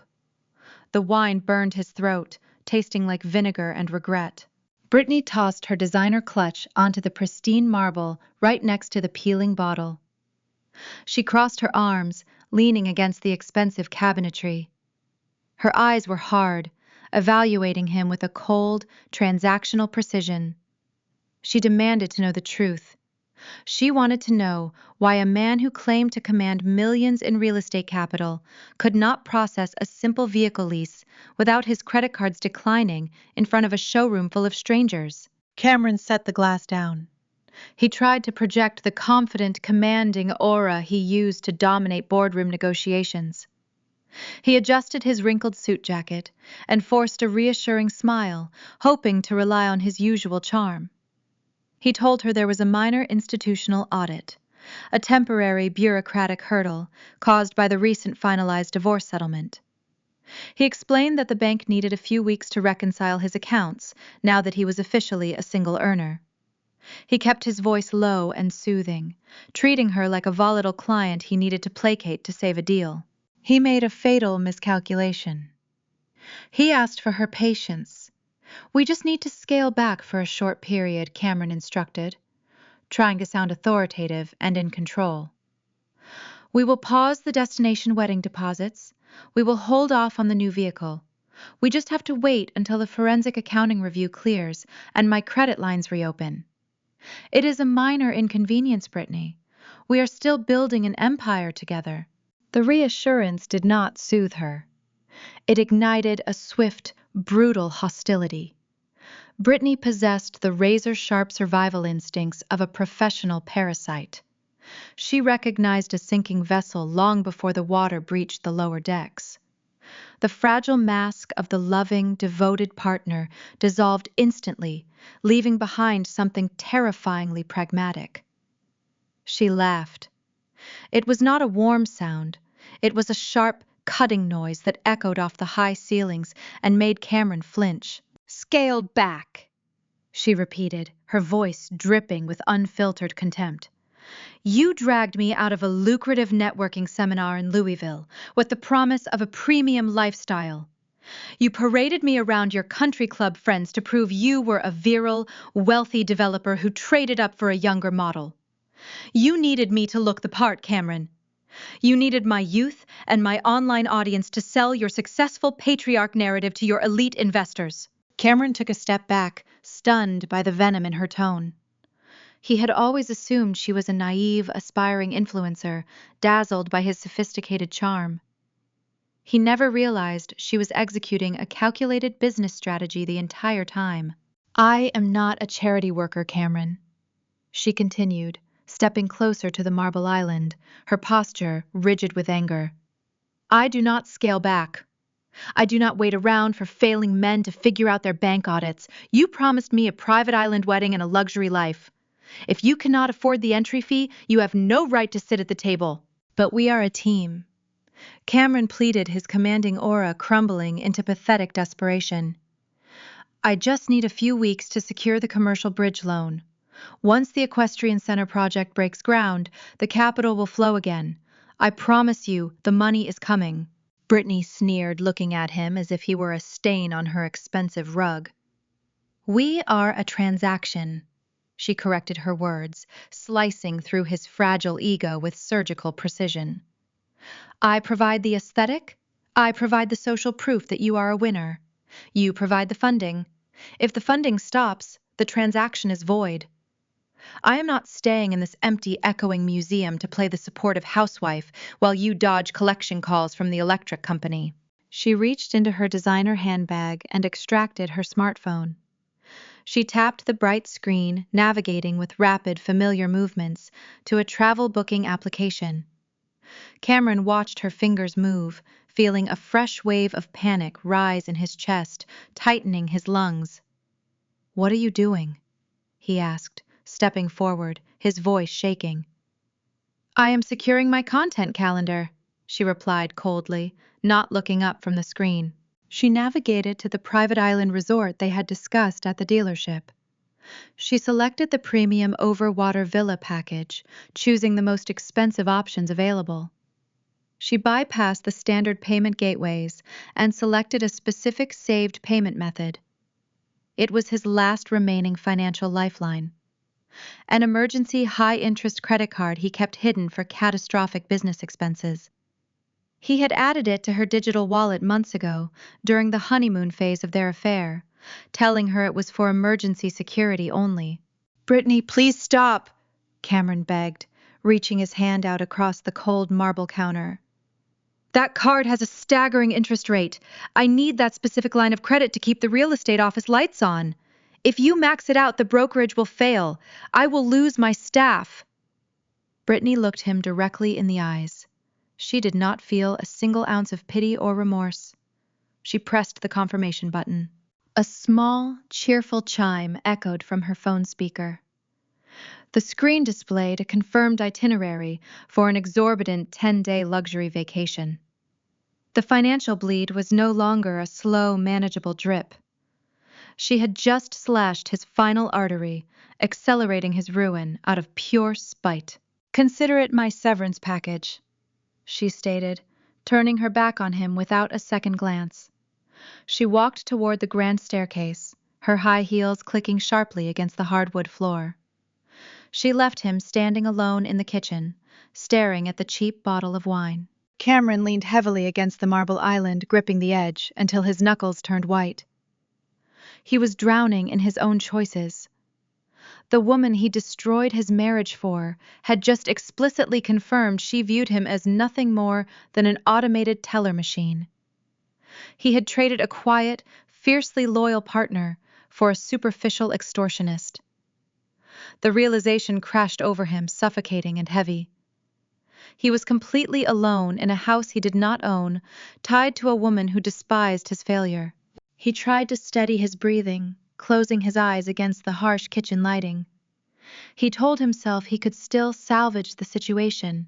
He just needed to focus entirely on his commercial real estate investors. The elite group backing his equestrian center development was his final hope.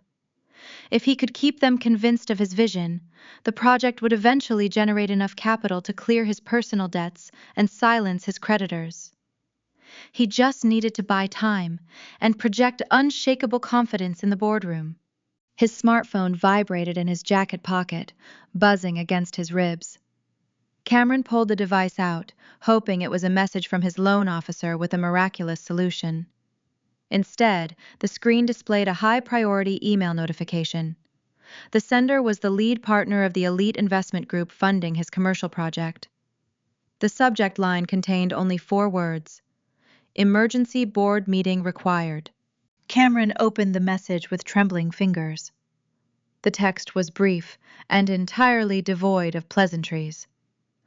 The investors demanded his immediate presence at their downtown headquarters the following morning.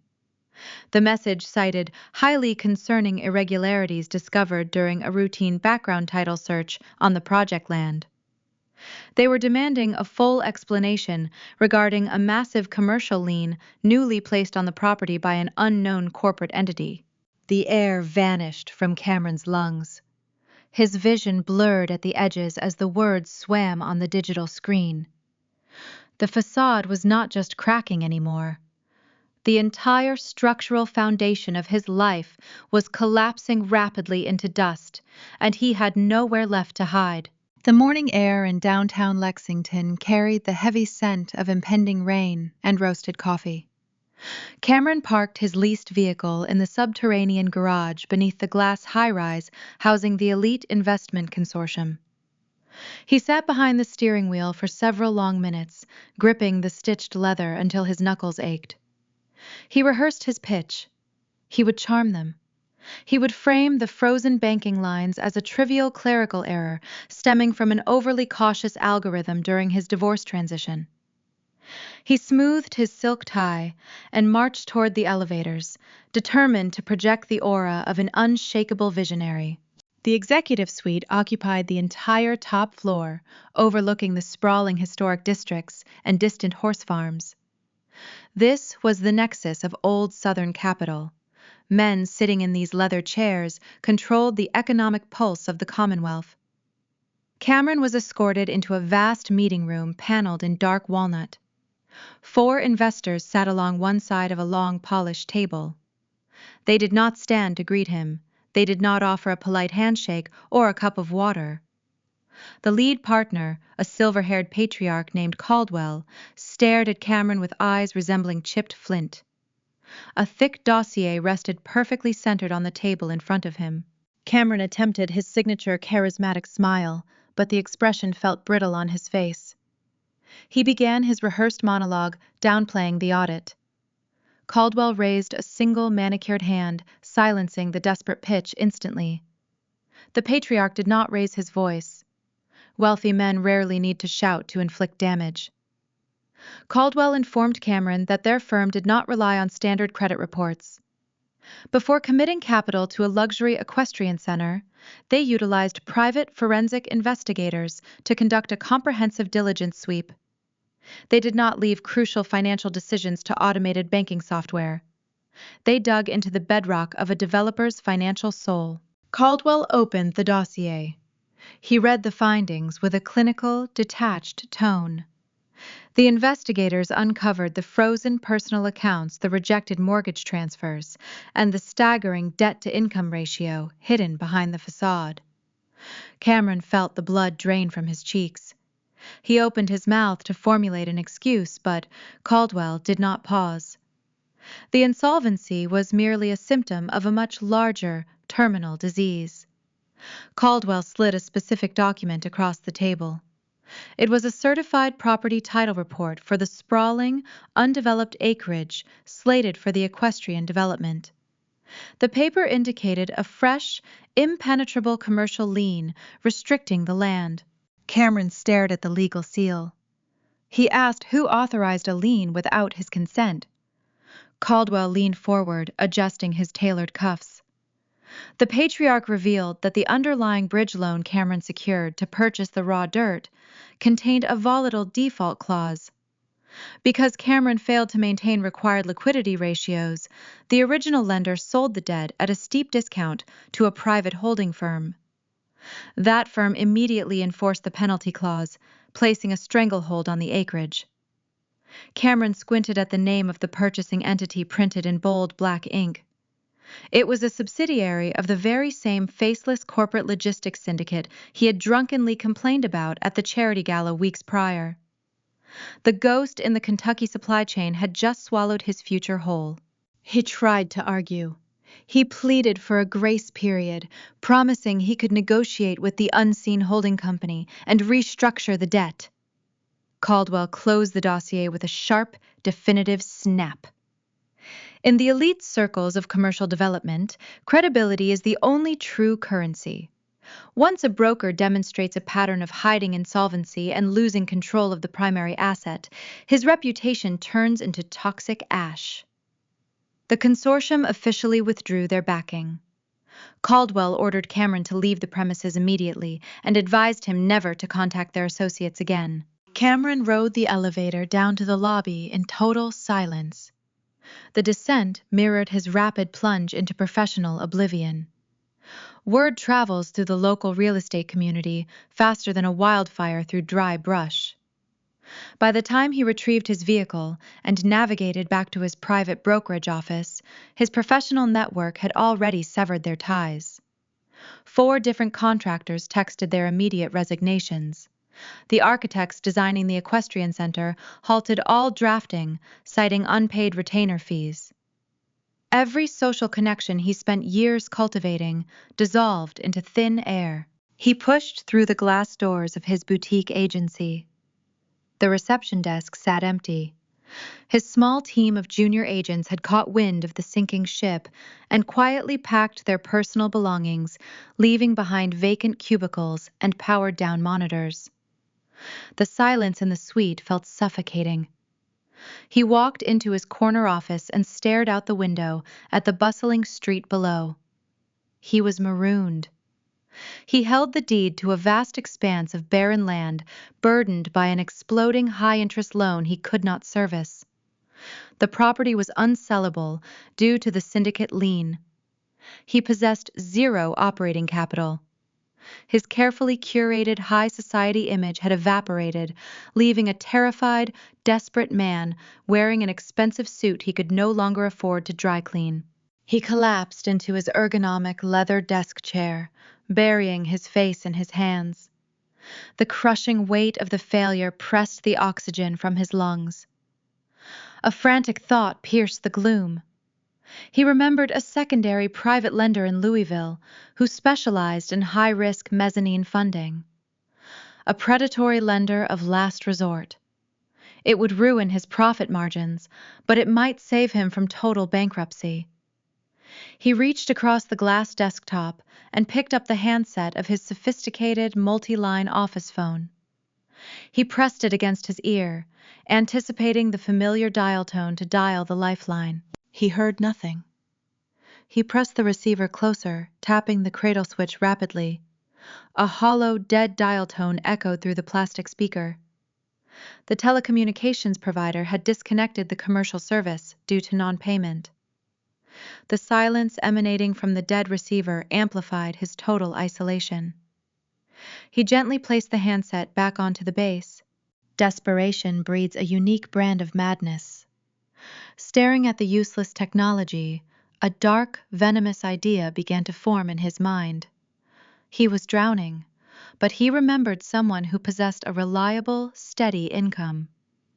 A woman he had discarded in a medical ward. He recalled the rigid, predictable structure of military compensation. Family courts allowed for emergency modifications when a former spouse faced sudden, catastrophic financial shifts. If he could prove he was destitute, he could drag his injured ex-wife back into a legal battle. He would demand a substantial monthly spousal support check from her government salary just to keep his lights on. The twisted logic consumed him, transforming his panic into a predatory hunger. Panic possesses a unique ability to mutate into delusion when a man refuses to accept responsibility for his own destruction. Sitting inside the silent tomb of his ruined boutique agency, Cameron allowed his mounting fear to curdle into toxic entitlement. He refused to acknowledge that his arrogant choices had caused the collapse of his fabricated empire. In his fractured mind, the cosmos owed him a rescue. His thoughts drifted away from the dead telephone receiver and locked onto the woman he had callously discarded in a sterile recovery ward weeks earlier. He envisioned Natalie not as a human being recovering from a shattered spine, but as an untapped financial reservoir waiting to be drained. The United States military operates with bureaucratic certainty. Her monthly government direct deposit was guaranteed sheltered from the unpredictable market forces currently tearing his life apart. Family jurisprudence in the Commonwealth possesses specific mechanisms designed to prevent destitution following a marital dissolution. A judge could mandate spousal support if a former partner experienced an unexpected, catastrophic drop in living standards. Cameron possessed zero incoming revenue, mounting commercial debts, and a looming eviction from his leased estate. He fit the exact legal definition of sudden hardship. He convinced himself that dragging his ex-wife back into the judicial arena was not extortion, but mere survival. She owed him for the years he spent trying to elevate her social standing among the Lexington elite. This twisted justification fortified his resolve, transforming his terror into a righteous, venomous anger. He would bleed her modest salary dry to keep himself afloat. He would force her to fund his redemption. He abandoned his vacant workspace and descended into the subterranean parking garage. The humid summer air felt oppressive, clinging to his skin like a damp shroud. He slid into the driver's seat of his European vehicle, ignoring the persistent warning indicator flashing red on the digital dashboard. He steered onto the crowded streets, navigating toward the prestigious legal district situated in the heart of downtown Louisville. The drive offered a cruel contrast to his internal turmoil. He passed sprawling, manicured lawns and towering bank headquarters, a vivid reminder of the wealth slipping through his fingers. He gripped the steering wheel, his knuckles stark white, muttering rehearsed arguments to the empty passenger cabin. He would command his counsel to file an emergency injunction. He would seize half of her pension. He would survive this humiliation and emerge victorious. The physical toll of the past 48 hours manifested brutally upon his appearance. His usually pristine charcoal suit jacket lay forgotten on the passenger seat, discarded in a moment of frantic heat. He wore only a tailored dress shirt, once crisp and intimidating, now reduced to a wrinkled, pitiful state. Heavy, cold sweat soaked through the expensive fabric, leaving dark, humiliating patches under his arms and across his shoulder blades. The moisture was not born of the ambient temperature outside the car. It was the chilling perspiration of a cornered predator realizing it had suddenly become the hunted prey. The high-rise building housing his legal representation loomed ahead, a towering monument to corporate power and exorbitant billing hours. Cameron parked haphazardly in a restricted loading zone, indifferent to the inevitable traffic citation. He strode through the polished revolving glass doors, his chaotic energy disrupting the tranquil, hushed atmosphere of the elegant lobby. He bypassed the main security desk, ignoring the verbal protests of the uniformed guard, and stepped directly into an ascending elevator before anyone could intercept him. He emerged on the 50th floor, marching toward the reception area of the prominent firm. The receptionist, accustomed to greeting polished executives and composed titans of industry, shrank back in her leather chair as he approached. Her polite greeting died in her throat. Cameron did not pause to announce his arrival. He pushed past the heavy mahogany double doors leading into the inner sanctum, ignoring the alarmed gasps trailing in his wake. He stormed down the carpeted hallway, a desperate man, intent on burning down the world to warm his own hands. His attorney occupied a spacious corner suite, offering panoramic views of the distant river. The man charged $800 an hour to craft impenetrable contracts and shield wealthy clients from consequences.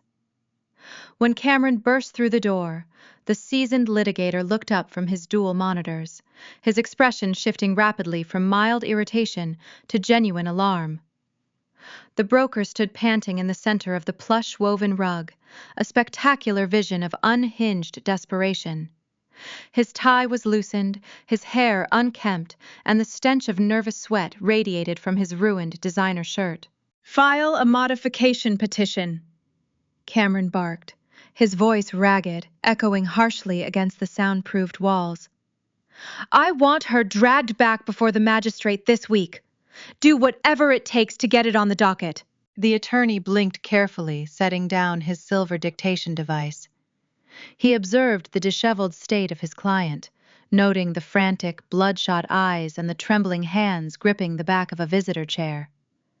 "Calm down," Cameron the litigator instructed, keeping his tone measured and steady, treating the broker like a volatile explosive. "Take a seat. Tell me exactly what has happened." Cameron refused the offer of the chair. He paced the perimeter of the room, his movements jerky and erratic. "My liquidity is gone. The investors withdrew their capital this morning. A shadow holding company placed a lien on the equestrian acreage, and my primary lending institution froze every credit line I possess. I am facing total ruin. The banks are going to foreclose on the estate." He stopped pacing and leaned over the expansive desk, planting his sweaty palms onto the polished wood, invading the personal space of the litigator. "But she has a guaranteed income," The law allows for alimony when a devastating financial shift occurs. I need cash to satisfy my creditors and secure a bridge loan. We are going to rip open that settlement and demand spousal support. She can afford to pay me. It is her duty. We will take half of that government check." The litigator stared at the desperate man, leaning over his workspace. A profound, uncomfortable silence descended upon the room. The attorney did not nod in agreement. He did not reach for a fresh legal pad to draft the requested motion. He did not offer a reassuring smile or a confident legal strategy. Instead, a grim, humorless shadow crossed his weathered face. He looked at Cameron with a mixture of professional dread and profound pity. The arrogant broker had demanded an impenetrable legal shield during the mediation, and now he was demanding they shatter it. The litigator remembered the specific, unyielding instructions Cameron had yelled across a conference table weeks ago. He remembered warning his client about the permanent nature of the document. Without uttering a single word of confirmation or comfort, the lawyer slowly swiveled his heavy leather chair. He reached toward a locked filing cabinet stationed behind his desk. He turned the key, the metallic click echoing loudly in the tense silence of the suite, and pulled open the heavy steel drawer to retrieve the original, finalized divorce file. The heavy manila folder landed on the polished wood with a dull thud. The attorney did not rush. He opened the cover, revealing the crisp white pages of the finalized settlement. The room felt unnaturally cold. Cameron stood hovering over the desk, his breath coming in shallow, ragged gasps. He watched the litigator scan the text. The seasoned professional possessed a poker face, cultivated over decades of high-stakes litigation. Yet as his eyes darted across the specific paragraphs Cameron had dictated weeks prior, the color drained from the lawyer's face. His skin took on a gray, ashen hue. Cameron felt a tremor in his hands. "What is it?" he demanded. "Just file the petition. Tell the judge I am destitute." The lawyer slowly raised his head. He did not look angry. He looked at Cameron with the specific brand of horror reserved for witnessing a slow-motion car crash. He placed his index finger on the 14th page of the document, pressing down so hard his fingernail turned white. "We cannot file a petition," Cameron the attorney said, his voice barely above a whisper. "We cannot petition for spousal support. We cannot request an emergency hearing. We cannot ask for a single dime." Cameron slammed his fist onto the desk, rattling a crystal paperweight. "Why not? The law allows for modification." "I have no income. My accounts are frozen." "The law allows for it," the attorney corrected, "but this contract forbids it." The lawyer shifted his gaze to the edge of the mahogany desk. A pristine, expensive silver pen rested there, perfectly aligned with the grain of the wood. The litigator picked it up, turning it slowly in his fingers, as if trying to find the right words to explain a terminal diagnosis. "When you sat in the mediation room, you explicitly demanded a scorched earth mutual asset waiver," the lawyer explained. "You were terrified that your ex-wife might try to claim a percentage of your future real estate profits. You instructed me to draft a clause so rigid that neither party could ever pursue claim or audit any financial holding belonging to the other. You insisted on making it irrevocable." Cameron waved his free hand dismissively. "I know what I signed. That was to protect my empire from her. She has nothing. She lives on a government paycheck." The lawyer set the silver pen back down, maintaining its perfect alignment. "You were wrong, Cameron. I ran a standard preliminary asset check this morning, anticipating your request for a support modification. I utilized our firm's subscription to a deep forensic database. I wanted to see exactly what her military salary and pension looked like so we could calculate a percentage." The litigator opened a secondary slim folder containing a stack of printed spreadsheets. He pushed them across the smooth desk surface, sliding them right under Cameron's gaze. "Your ex-wife is not just an Army logistics officer. the lawyer continued, the dreadful calm returning to his voice. She is the sole registered beneficiary of an independent commercial entity. It is a blind trust holding multiple patents for automated supply chain algorithms. These algorithms are currently licensed to the largest bourbon distilleries and coal manufacturing hubs in the state of Kentucky. Cameron stared at the spreadsheets. Rows of numbers blurred together, dancing across the page. He could not comprehend the data. "What does that mean?" he asked, his voice cracking. "It means," the attorney said, tapping the bottom line of the financial summary, "that her trust generates a passive royalty income of $860,000 every single year." The number hit Cameron like a physical blow to the chest. 860,000. He repeated the figure internally, unable to process the magnitude. His knees buckled slightly, forcing him to grip the edge of the desk to remain upright. The woman he mocked in a hospital bed, the woman he discarded because she earned $7,000 a month, was quietly accumulating nearly $1 million annually. She possessed the exact generation-defining wealth he had spent his entire adult life pretending to have. "And you cannot touch a single penny of it," the lawyer added, delivering the fatal strike. "Because of the waiver you enthusiastically signed, you are legally barred from her trust. If you had simply proceeded with a standard equitable division of assets, you would have been entitled to half of those royalties. You would have secured over $400,000 a year for the rest of your natural life.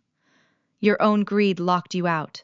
Cameron tasted bile in the back of his throat. The walls of the luxurious office seemed to tilt inward, pressing the oxygen from the room. He had surrendered a fortune. He had walked away from true financial invincibility to chase a fragile illusion of high society status. He remembered standing in the recovery ward, telling her she would never recover financially. The irony burned like acid in his veins. But the litigator was not finished. The true depth of the disaster extended far beyond lost royalties. "There is another complication," the attorney stated, flipping to the final page of the forensic report. "During the divorce negotiations, you repeatedly boasted about the projected value of your commercial real estate firm. You artificially inflated the worth of your business assets, claiming they were valued in the millions to satisfy your ego and intimidate opposing counsel." Cameron swallowed hard, his throat painfully dry. "It was a negotiation tactic," he whispered. "I wanted her to think she was outmatched. Your tactic created a legal reality the lawyer countered. By claiming those inflated valuations, you officially designated your commercial firm as a high-yield marital asset. To balance the ledger and keep your imaginary millions intact, you legally assumed sole liability for all the commercial debt attached to those properties. You separated the liability from her." Cameron shook his head, refusing to understand the implications. "So what? The debt is mine, I know that. I can restructure it once I find a new backer." The lawyer leaned forward, steepling his fingers beneath his chin.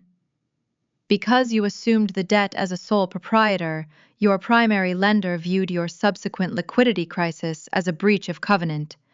They sold your defaulting commercial bridge loan on the secondary market to mitigate their risk.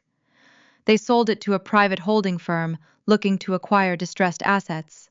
The memory of the downtown boardroom flashed through Cameron's mind. The patriarch Caldwell, mentioning the faceless corporate syndicate. The insurmountable lien placed on the equestrian acreage, preventing any future development or sale. The attorney turned the final page around, facing the text toward his client. The name of the holding firm was highlighted in bright yellow ink. It was the exact same corporate entity listed as the subsidiary of the Logistics Trust. "Your ex-wife did not just walk away with her fortune," the litigator explained, his voice devoid of any pity or comfort. "Her trust purchased your distressed debt for pennies on the dollar. Because you inflated your assets and claimed sole liability, you gave her the legal right to act as a third-party creditor. Natalie is the entity holding the lien on your property. She owns your debt, Cameron. She controls your bankruptcy. The silence in the office became heavy and suffocating. The ambient noise of the city traffic below vanished, replaced by a high-pitched ringing in Cameron's ears. He stood frozen, staring at the highlighted name on the paper. The crushing weight of his ignorance descended upon him, breaking the last remaining pillars of his sanity. He had built a guillotine, sharpened the heavy steel blade, and cheerfully placed his own neck on the block. He had assumed his wife was a peasant, while she was quietly buying the ground beneath his feet. He had no money. He had no legal recourse. He was solely at the mercy of a woman he had treated with profound, calculated cruelty. The strategic maneuvers he thought were brilliant business tactics were actually the exact steps required to seal his own doom.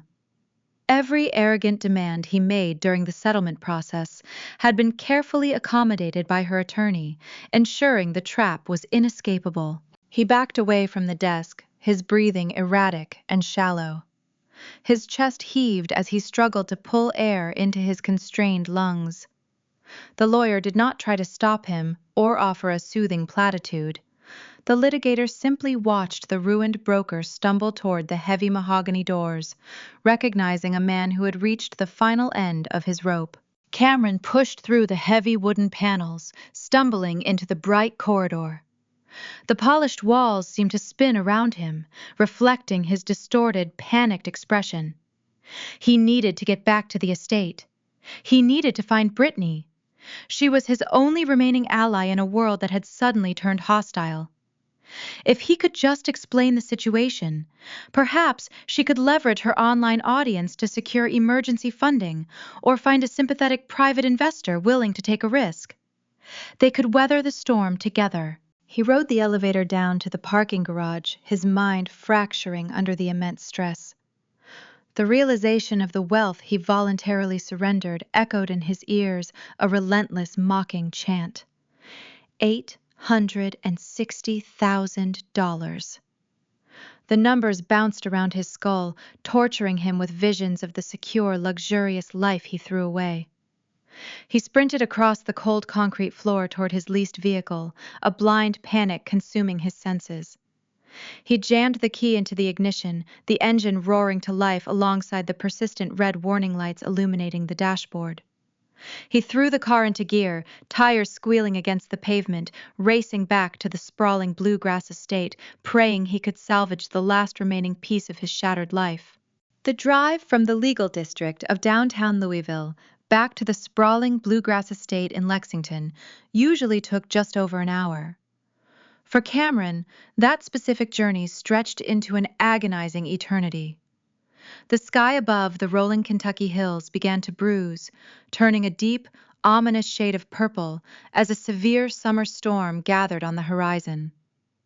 The atmospheric pressure dropped sharply, mirroring the crushing weight settling inside his chest.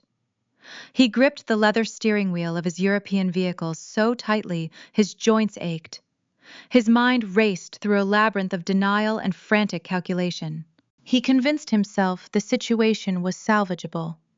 He possessed an inherent talent for persuasion, a silver tongue that had charmed skeptical sellers and hesitant buyers for over a decade.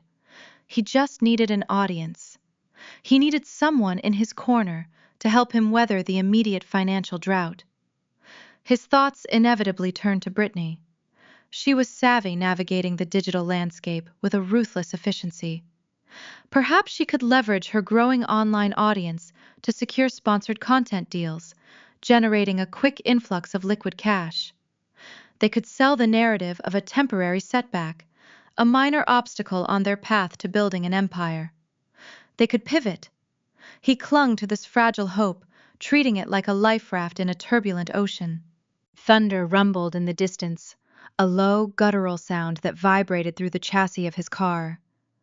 The first heavy drops of rain began to strike the windshield, smearing the dust into muddy streaks. He pressed the accelerator, pushing the failing engine past its recommended limits, ignoring the warning indicators, flashing relentlessly on the dashboard. He needed to reach the estate. He needed to formulate a battle plan with the woman he had chosen over his own family. He turned onto the winding private road leading toward his rented mansion. The wrought iron gates, usually secured by a digital keypad, stood wide open, swinging slightly in the rising wind. The gravel driveway crunched beneath his tires as he navigated the long, sweeping curve leading to the main entrance. The grand brick facade of the house loomed ahead, looking more like a dark fortress than a welcoming sanctuary. Cameron threw the vehicle into park, the transmission grinding in protest. He stepped out into the humid, turbulent air, leaving the engine running. He froze on the front steps. The massive double oak doors were ajar, exposing the cavernous foyer to the impending storm. A cold draft swept out from the dark interior, carrying the faint, lingering scent of expensive floral perfume mixed with the metallic tang of ozone. He pushed the heavy wooden panels wider, stepping into the silent hall. The house felt unnaturally hollow. The ambient hum of the central air conditioning unit was missing, suggesting the utility provider had already severed the connection. Shadows stretched long and distorted across the polished hardwood floors. "Brittany," he called out, his voice cracking, echoing off the high vaulted ceilings. Only the sound of the wind rushing through the open doorway answered him. He walked past the formal dining room and the custom chef kitchen.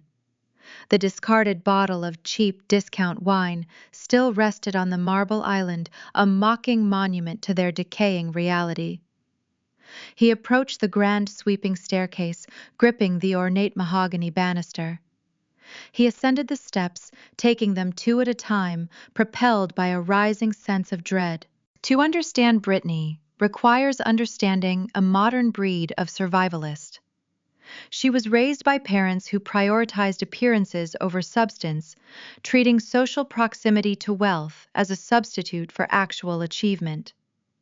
She learned early on that relationships were merely stepping stones designed to elevate her status. She built a carefully curated digital persona, projecting a flawless existence to thousands of strangers. Every dinner date, every vacation, every shared photograph was a calculated business transaction designed to increase her market value. She did not possess the capacity for unconditional loyalty. When a host organism began to fail, a parasite did not attempt to heal the host. It simply detached and sought a new source of nourishment. Cameron reached the upper landing and turned down the long corridor leading to the master suite. The door stood wide open. He stepped into the expansive bedroom. The king-sized mattress was stripped of its silk sheets. The expensive, decorative pillows lay scattered across the imported rug. He moved toward the enormous walk-in closet, a space previously overflowing with designer garments and rare leather handbags. He flipped the light switch, but the bulbs remained dark, confirming the severed electricity. The ambient light from the large windows illuminated a barren space. The custom shelving units were entirely empty. Bare wooden hangers swung gently on the metal racks, clicking together like hollow bones. She had not merely packed a weekend bag. She had conducted a systematic evacuation of every item possessing resale value. A fresh spike of adrenaline pierced his exhaustion. He spun around, sprinting toward the private study adjoined to the master bedroom. Hidden behind a framed landscape painting was a recessed wall safe. He had installed it specifically to house his emergency cash reserves and his prized collection of imported mechanical timepieces. He had entrusted Brittany with the combination during the first intoxicating weeks of their affair, a gesture intended to prove his unwavering trust and immense success. The painting lay discarded on the floor, its glass shattered. The heavy steel door of the wall safe hung open, the digital keypad dark. Cameron dropped to his knees, the expensive fabric of his trousers tearing against the sharp shards of broken glass. He reached his trembling hands into the dark metal cavity, desperately hoping she had left something behind.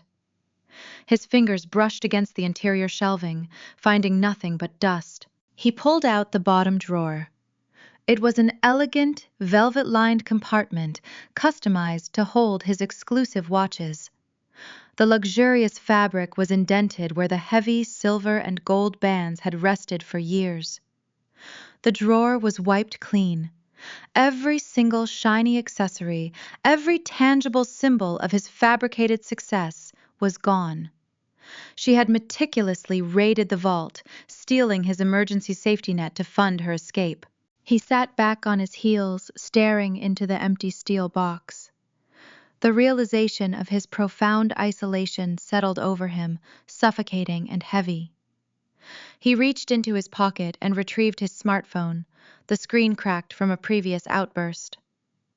He opened his messaging application, searching for any explanation, any shred of humanity from the woman he thought loved him. A single unread message sat in his inbox. It was delivered 30 minutes prior, right around the time he was leaving the downtown legal district. He tapped the screen. The text was concise, brutal, and devoid of any emotional warmth. "I heard you screaming on the phone with the bank earlier. You lied to me about the audits. You lied about your investors. You are broke, and your toxic financial disaster is a massive liability to my brand. I cannot afford to be associated with a fraud. Do not try to contact me. The watches will cover the emotional damages." Cameron stared at the glowing pixels. The words burned into his retinas. She did not offer a goodbye. She issued a corporate severance notice. She blamed him for ruining her digital aesthetic while absconding with tens of thousands of dollars in stolen property. The silence of the sprawling estate closed in around him, pressing against his eardrums. He was marooned in a dark, empty house he did not own, facing a mountain of debt he could not pay. He had traded a fiercely intelligent, loyal partner for a superficial extortionist, and the transaction had cost him his soul. He had no friends remaining in the real estate community. His legal counsel had essentially shown him the door. He possessed no assets, no credit, and no future. The storm outside finally broke. The sky unleashed a torrential downpour, battering against the large glass windows of the study. Thunder shook the floorboards, rattling the empty hangers in the adjacent closet. Sitting on the floor, surrounded by broken glass and betrayal, his despair underwent a dangerous metamorphosis. The crushing humiliation boiled over, transforming into a blinding, irrational rage. He refused to accept that his own arrogance had engineered this trap. His mind fractured, actively seeking a target to absorb the blame. Brittany was gone. A ghost vanished into the digital ether. The lawyers and the bankers were untouchable institutions, protected by contracts and security guards. Only one person remained, the architect of his demise. The woman who had quietly purchased his debt and engineered his downfall while pretending to be a helpless victim in a hospital bed. Natalie. He whispered her name into the empty room, the sound twisting into a venomous curse. She was the entity holding the lien. She was the one who lured him into signing the mutual waiver. She was the devil wearing a military uniform, punishing him for simply wanting a better life. He scrambled to his feet, his breath coming in ragged, furious gasps. He did not care about the rain or the impending bankruptcy. He only cared about confronting the woman who held the deed to his ruined life. He stormed out of the dark estate, running back out into the violent storm, determined to find her and demand a reckoning. The tempest above the Kentucky skyline unleashed a relentless deluge that transformed the winding rural roads into treacherous flowing rivers. Cameron steered his failing leased vehicle through the blinding sheet of rain. His knuckles turned stark white as he gripped the steering wheel, trying to keep the slipping tires on the slick asphalt. The digital navigation screen cast a harsh blue glow across his sunken, unshaven cheeks, illuminating a face ravaged by consecutive days of profound panic. He punched the address printed on the title deed into the routing software, expecting it to guide him toward a towering downtown skyscraper or an ostentatious historic mansion. In his superficial worldview, true influence always demanded a grand, visible stage. Instead, the global positioning system directed him away from the prestigious residential districts, plunging him deep into a utilitarian industrial sector on the outskirts of the city. The rolling bluegrass hills faded into the darkness, replaced by sprawling tracts of commercial zoning. He turned down a private access road flanked by dense native oak trees, shielding the interior property from prying public eyes. The tires of his dying sports utility vehicle splashed through deep, muddy puddles as he approached a formidable steel security gate. The barrier automatically retracted, sensing the approaching vehicle, but Cameron did not drive through. He parked just outside the perimeter, staring through the sweeping wiper blades, trying to comprehend the austere reality of his demise. Beyond the gate sat a vast high-tech logistics command center. It was a visually modest structure, built with sleek reinforced glass and dark metallic paneling, prioritizing function over aesthetic vanity. It blended seamlessly into the stormy twilight, projecting an aura of quiet, impregnable authority. This facility managed the complex algorithms dictating the flow of bourbon and coal across the Commonwealth.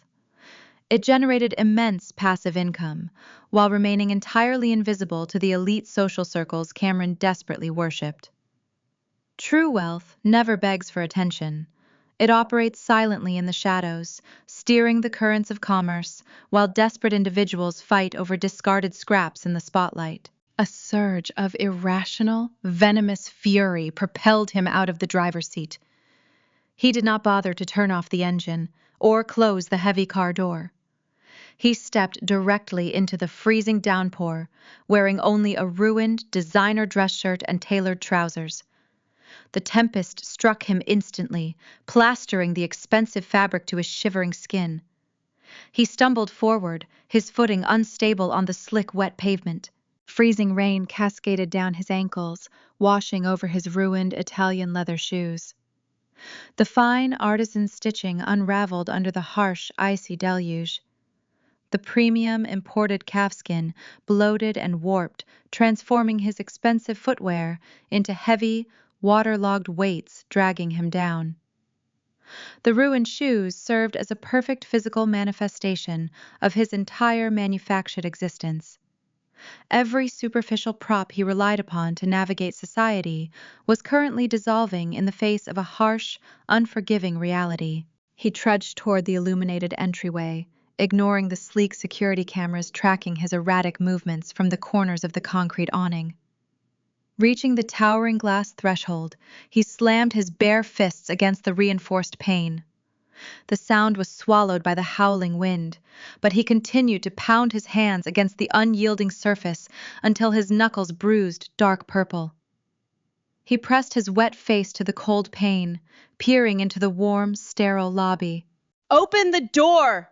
he screamed, his voice cracking, raw and pitiful, lost in the deafening thunder. For 4 decades, Cameron had navigated American society using a curated smile and a superficial charm. He judged humanity by the brand of their wristwatch and the zip code of their primary residence. He believed that projecting an image of success was identical to actually achieving it. Now stripped of his borrowed capital and his hollow status, he possessed nothing. No leverage remained, no network existed to catch his fall. He was just a shivering, bankrupt shell screaming at a locked door in the middle of a thunderstorm. He expected uniformed guards to swarm him. He anticipated blaring alarms or flashing police sirens. Instead, the lobby remained eerily calm. The interior lighting cast a warm, steady glow, offering a stark, agonizing contrast to the freezing, turbulent chaos outside. Then, a single silhouette detached itself from the inner corridor. Cameron stopped, pounding, his breath catching in his throat. The heavy electronic lock disengaged with a sharp, definitive click. The thick glass swung outward, pushed by a steady, deliberate hand. Natalie stood on the threshold.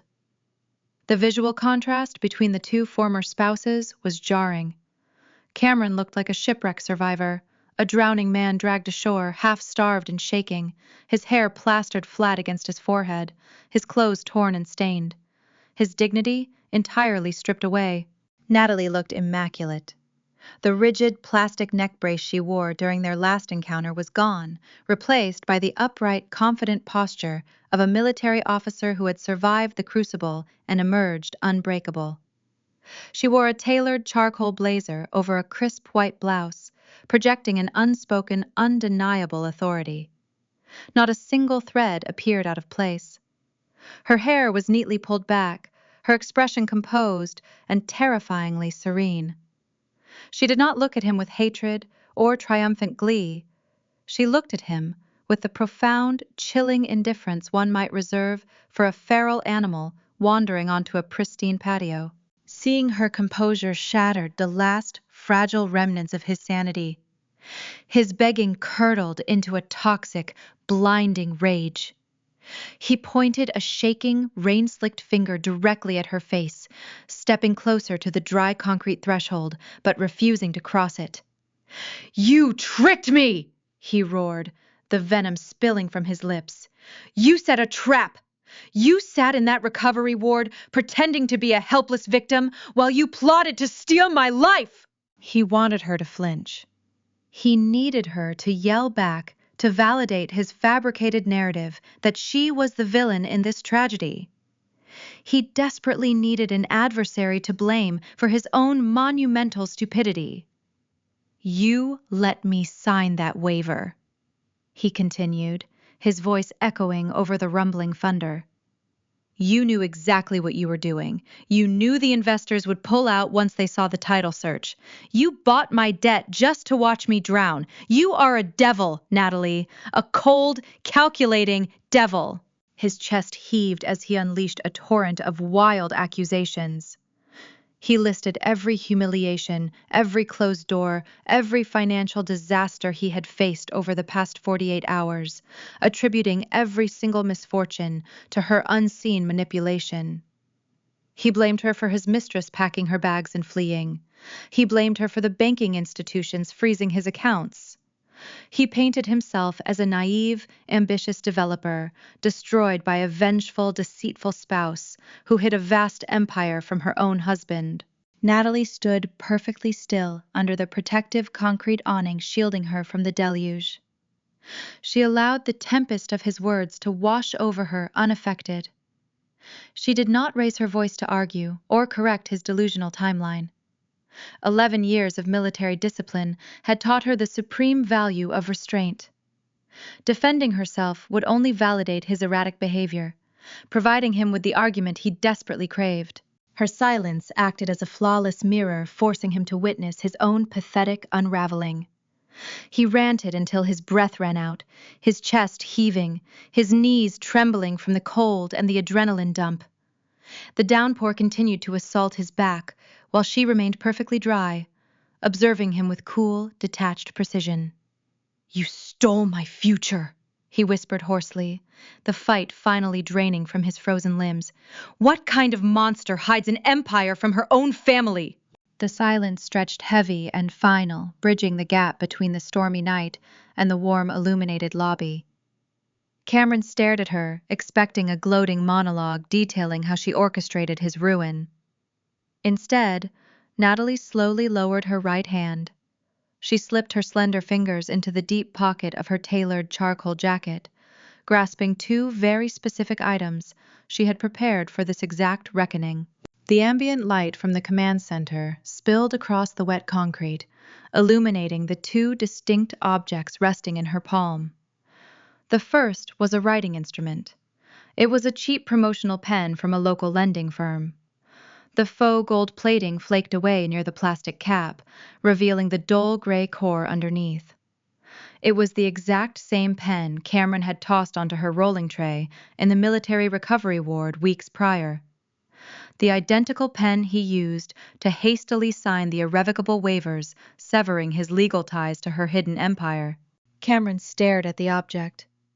The freezing downpour plastered his hair to his skull, but he could not tear his gaze away from the peeling gold paint. Recognition flickered in his bloodshot eyes, followed rapidly by a profound, sickening wave of dread. He remembered the smug satisfaction he felt handing her that pen, assuming he was securing a lucrative future unburdened by a disabled spouse. Now that cheap plastic cylinder represented the instrument of his own financial execution. Natalie extended her hand, offering the pen to him. He did not reach for it. His arms hung limp at his sides, paralyzed by the bitter poetry of the gesture. When he refused to take it, she shifted her grip and presented the second item. It was a single rectangular sheet of paper, encased in thick protective lamination. The raindrops struck the smooth plastic coating and slid harmlessly away, leaving the black ink underneath perfectly legible. It was her standard military earnings statement. The document displayed her rank, her years of active service, and the bottom-line net deposit of $7,000. This was the specific piece of paper Cameron had weaponized against her. He had waved a similar copy in her face, citing it as undeniable proof of her insignificance.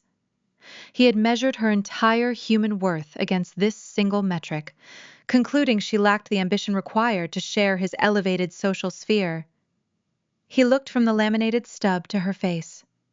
Her expression remained serene, an impenetrable fortress of quiet dignity. "I never hid an empire from you, Cameron," she said, her voice steady and clear, carrying effortlessly over the sound of the storm. "I lived my life exactly as I always have. I wore the uniform, I went to work, I built logistics systems, and I let the royalties accumulate in a blind trust, because I never needed to buy luxury cars to prove I existed. You saw the modest clothes and the sensible sedan, and you drew your own arrogant conclusions." He shivered, an involuntary spasm racking his ruined frame. The cold seeped past his torn designer shirt, settling deep into his bones. The illusion he spent a lifetime cultivating was currently washing down the storm drain at his feet. "You built a fragile house of cards," Natalie continued, her tone devoid of pity. "You borrowed money you could not repay to impress people who did not care about you. You chose a partner based on her digital aesthetic instead of her character. You orchestrated this disaster entirely on your own. My only action was surviving the trap you set for me."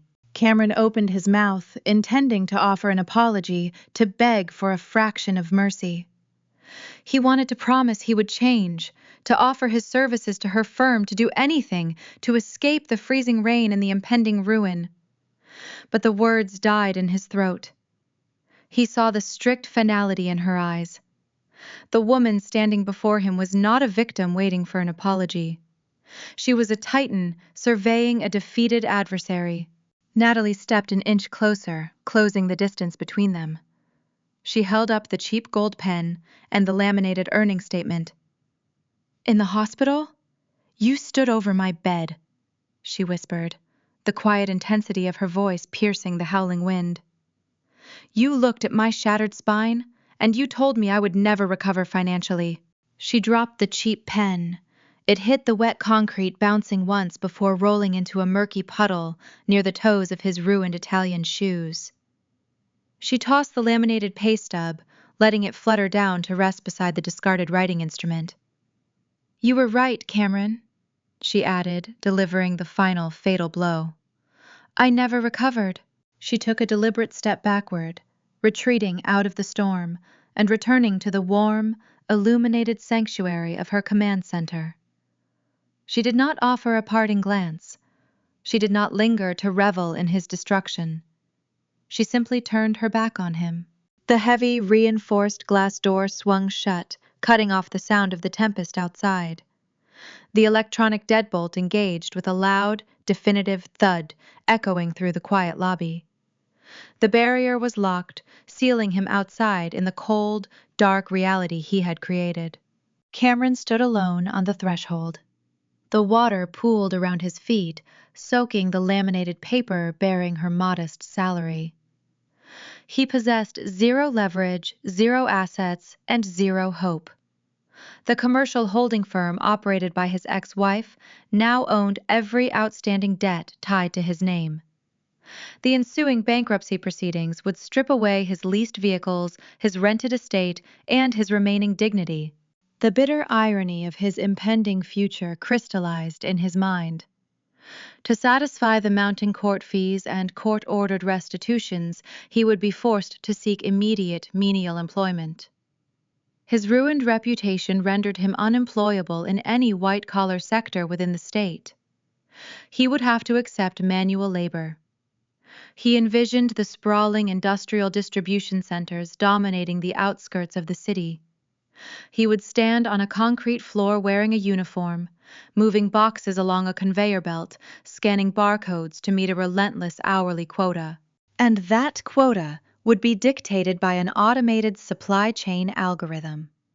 A flawless mathematical code designed, patented, and owned by Natalie Walker. He would spend the rest of his working life operating as a disposable cog within a machine she built, generating more wealth for the woman he threw away. Every time a scanner beeped, every time a shipping route optimized, he would be reminded of the empire he sacrificed for a fleeting illusion. He would spend his remaining years answering to the phantom presence of his ex-wife. Inside the facility, Natalie walked down the quiet, carpeted corridor. The ambient hum of high-capacity servers and climate control systems created a soothing, predictable rhythm. She passed by secure server rooms where lines of code silently orchestrated the movement of resources across the region. She greeted the dedicated overnight technicians with a polite nod, acknowledging their diligent work.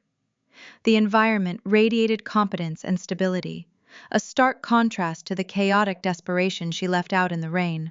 She reached her private executive office. The space reflected her intrinsic nature. No gaudy artwork adorned the walls. No ostentatious trophies sat upon the desk. It was a room designed for quiet productivity, featuring ergonomic furniture and multiple encrypted workstations.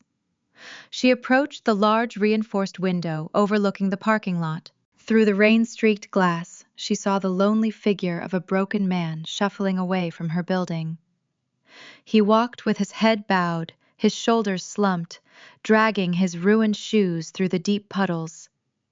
He merged into the shadows, disappearing into the storm, a forgotten footnote in her unfolding story. She did not feel a rush of triumphant adrenaline. She did not feel the need to celebrate his downfall. The resolution brought something far more valuable than revenge. It brought an unshakable, profound peace. The kind of tranquility that only arrives when you strip away the toxic elements of your life and stand firmly on ground you purchased yourself. She picked up her encrypted mobile device, resting on her desk. She checked the secure video feed from her home security system. The high-definition cameras displayed the interior of her true sanctuary, a beautiful, sturdy home nestled in the quiet rolling hills. The feed showed her two young children sleeping soundly in their respective beds, safe, warm, and entirely protected from the superficial chaos of the outside world. They would grow up learning the value of hard work and humility, shielded from the shallow metrics their father prioritized. She had navigated a shattered spine, a brutal betrayal, and a vicious attempt to extort her future. She survived the crucible by relying on the discipline and the quiet fortitude forged over a decade of military service. She never raised her voice to match his hysteria. She never compromised her integrity to seek petty retribution. She simply allowed the arrogant to destroy themselves while she protected her foundation. Natalie set the phone down, taking a deep, steadying breath. The air inside the office felt crisp and clean. The burden of the past few months lifted from her shoulders, dissipating into the quiet hum of the servers. She sat down in her ergonomic chair, waking the computer monitors from their sleep state. The glowing screens illuminated her face, displaying the endless stream of data flowing through her unyielding empire. She was whole, she was secure, and she was undeniably free. The image of freezing rain washing away the ruined Italian leather shoes of a broken man is a compelling cinematic finale, but it is merely the punctuation at the end of a much longer, more vital sentence. When we survey the absolute wreckage of Cameron's life, it is tempting to revel in the sheer mathematical justice of his downfall. Yet, if we only extract a story of a woman's brilliant fiscal checkmate, we overlook the profound beating heart of the narrative. Beneath the blind trusts, the corporate liens, and the quiet logistics command centers, this is fundamentally a story about the heavy, sacred weight of family responsibility. It is a mirror held up to modern American parenting, forcing us to ask ourselves what we are truly passing down to the next generation. In contemporary American culture, we have slowly, almost imperceptibly warped the traditional definition of a provider. Somewhere along the line, the steady, quiet dignity of providing a stable home was hijacked by the loud, shimmering aesthetics of success. Cameron embodied this tragic cultural shift. He believed that fatherhood was a performance, that providing for his children meant uprooting them to a heavily mortgaged bluegrass estate to serve as props in a meticulously curated social media lifestyle. He equated financial dominance and exclusive zip codes with moral authority, completely ignorant of the emotional rot spreading beneath his own floorboards. Raising children within a traditional family structure requires a foundation of unwavering honesty and fairness, traits that cannot be leased, heavily filtered, or bought on credit. When we prioritize the appearance of success over the reality of stability, we do not protect our children. We merely build the fragile house of cards that will eventually collapse on top of them. Children do not inherit our bank accounts. They inherit our coping mechanisms. They are the silent, hyper-perceptive sponges of our households, absorbing the unspoken curriculum we teach them every single day.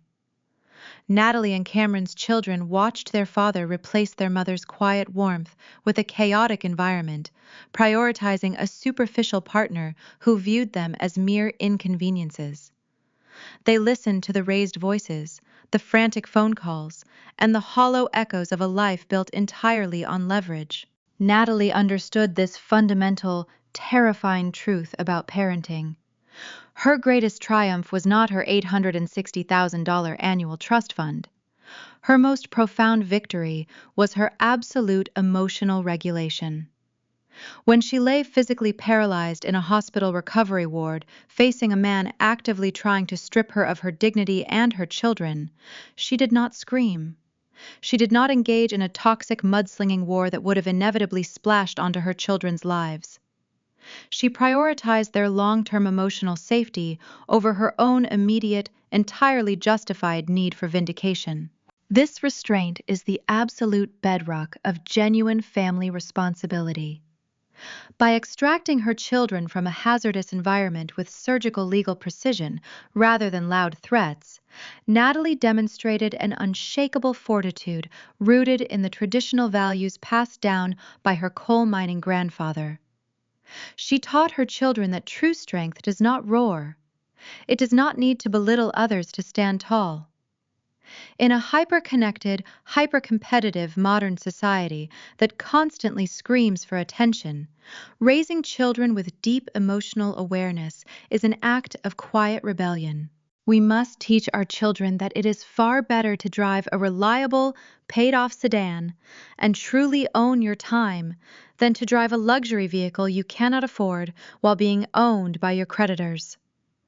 We must equip them with the emotional intelligence to recognize when someone is using charm and volume to mask their own profound inadequacies. Natalie's children will grow up knowing that their mother loved them enough to shield them from a hollow existence, placing them in a secure home where love is not conditional on status, wealth, or public performance. If these explorations of human nature, quiet resilience, and the complex dynamics of the modern family resonate with you, you are not alone in seeking a deeper understanding of the lives we build.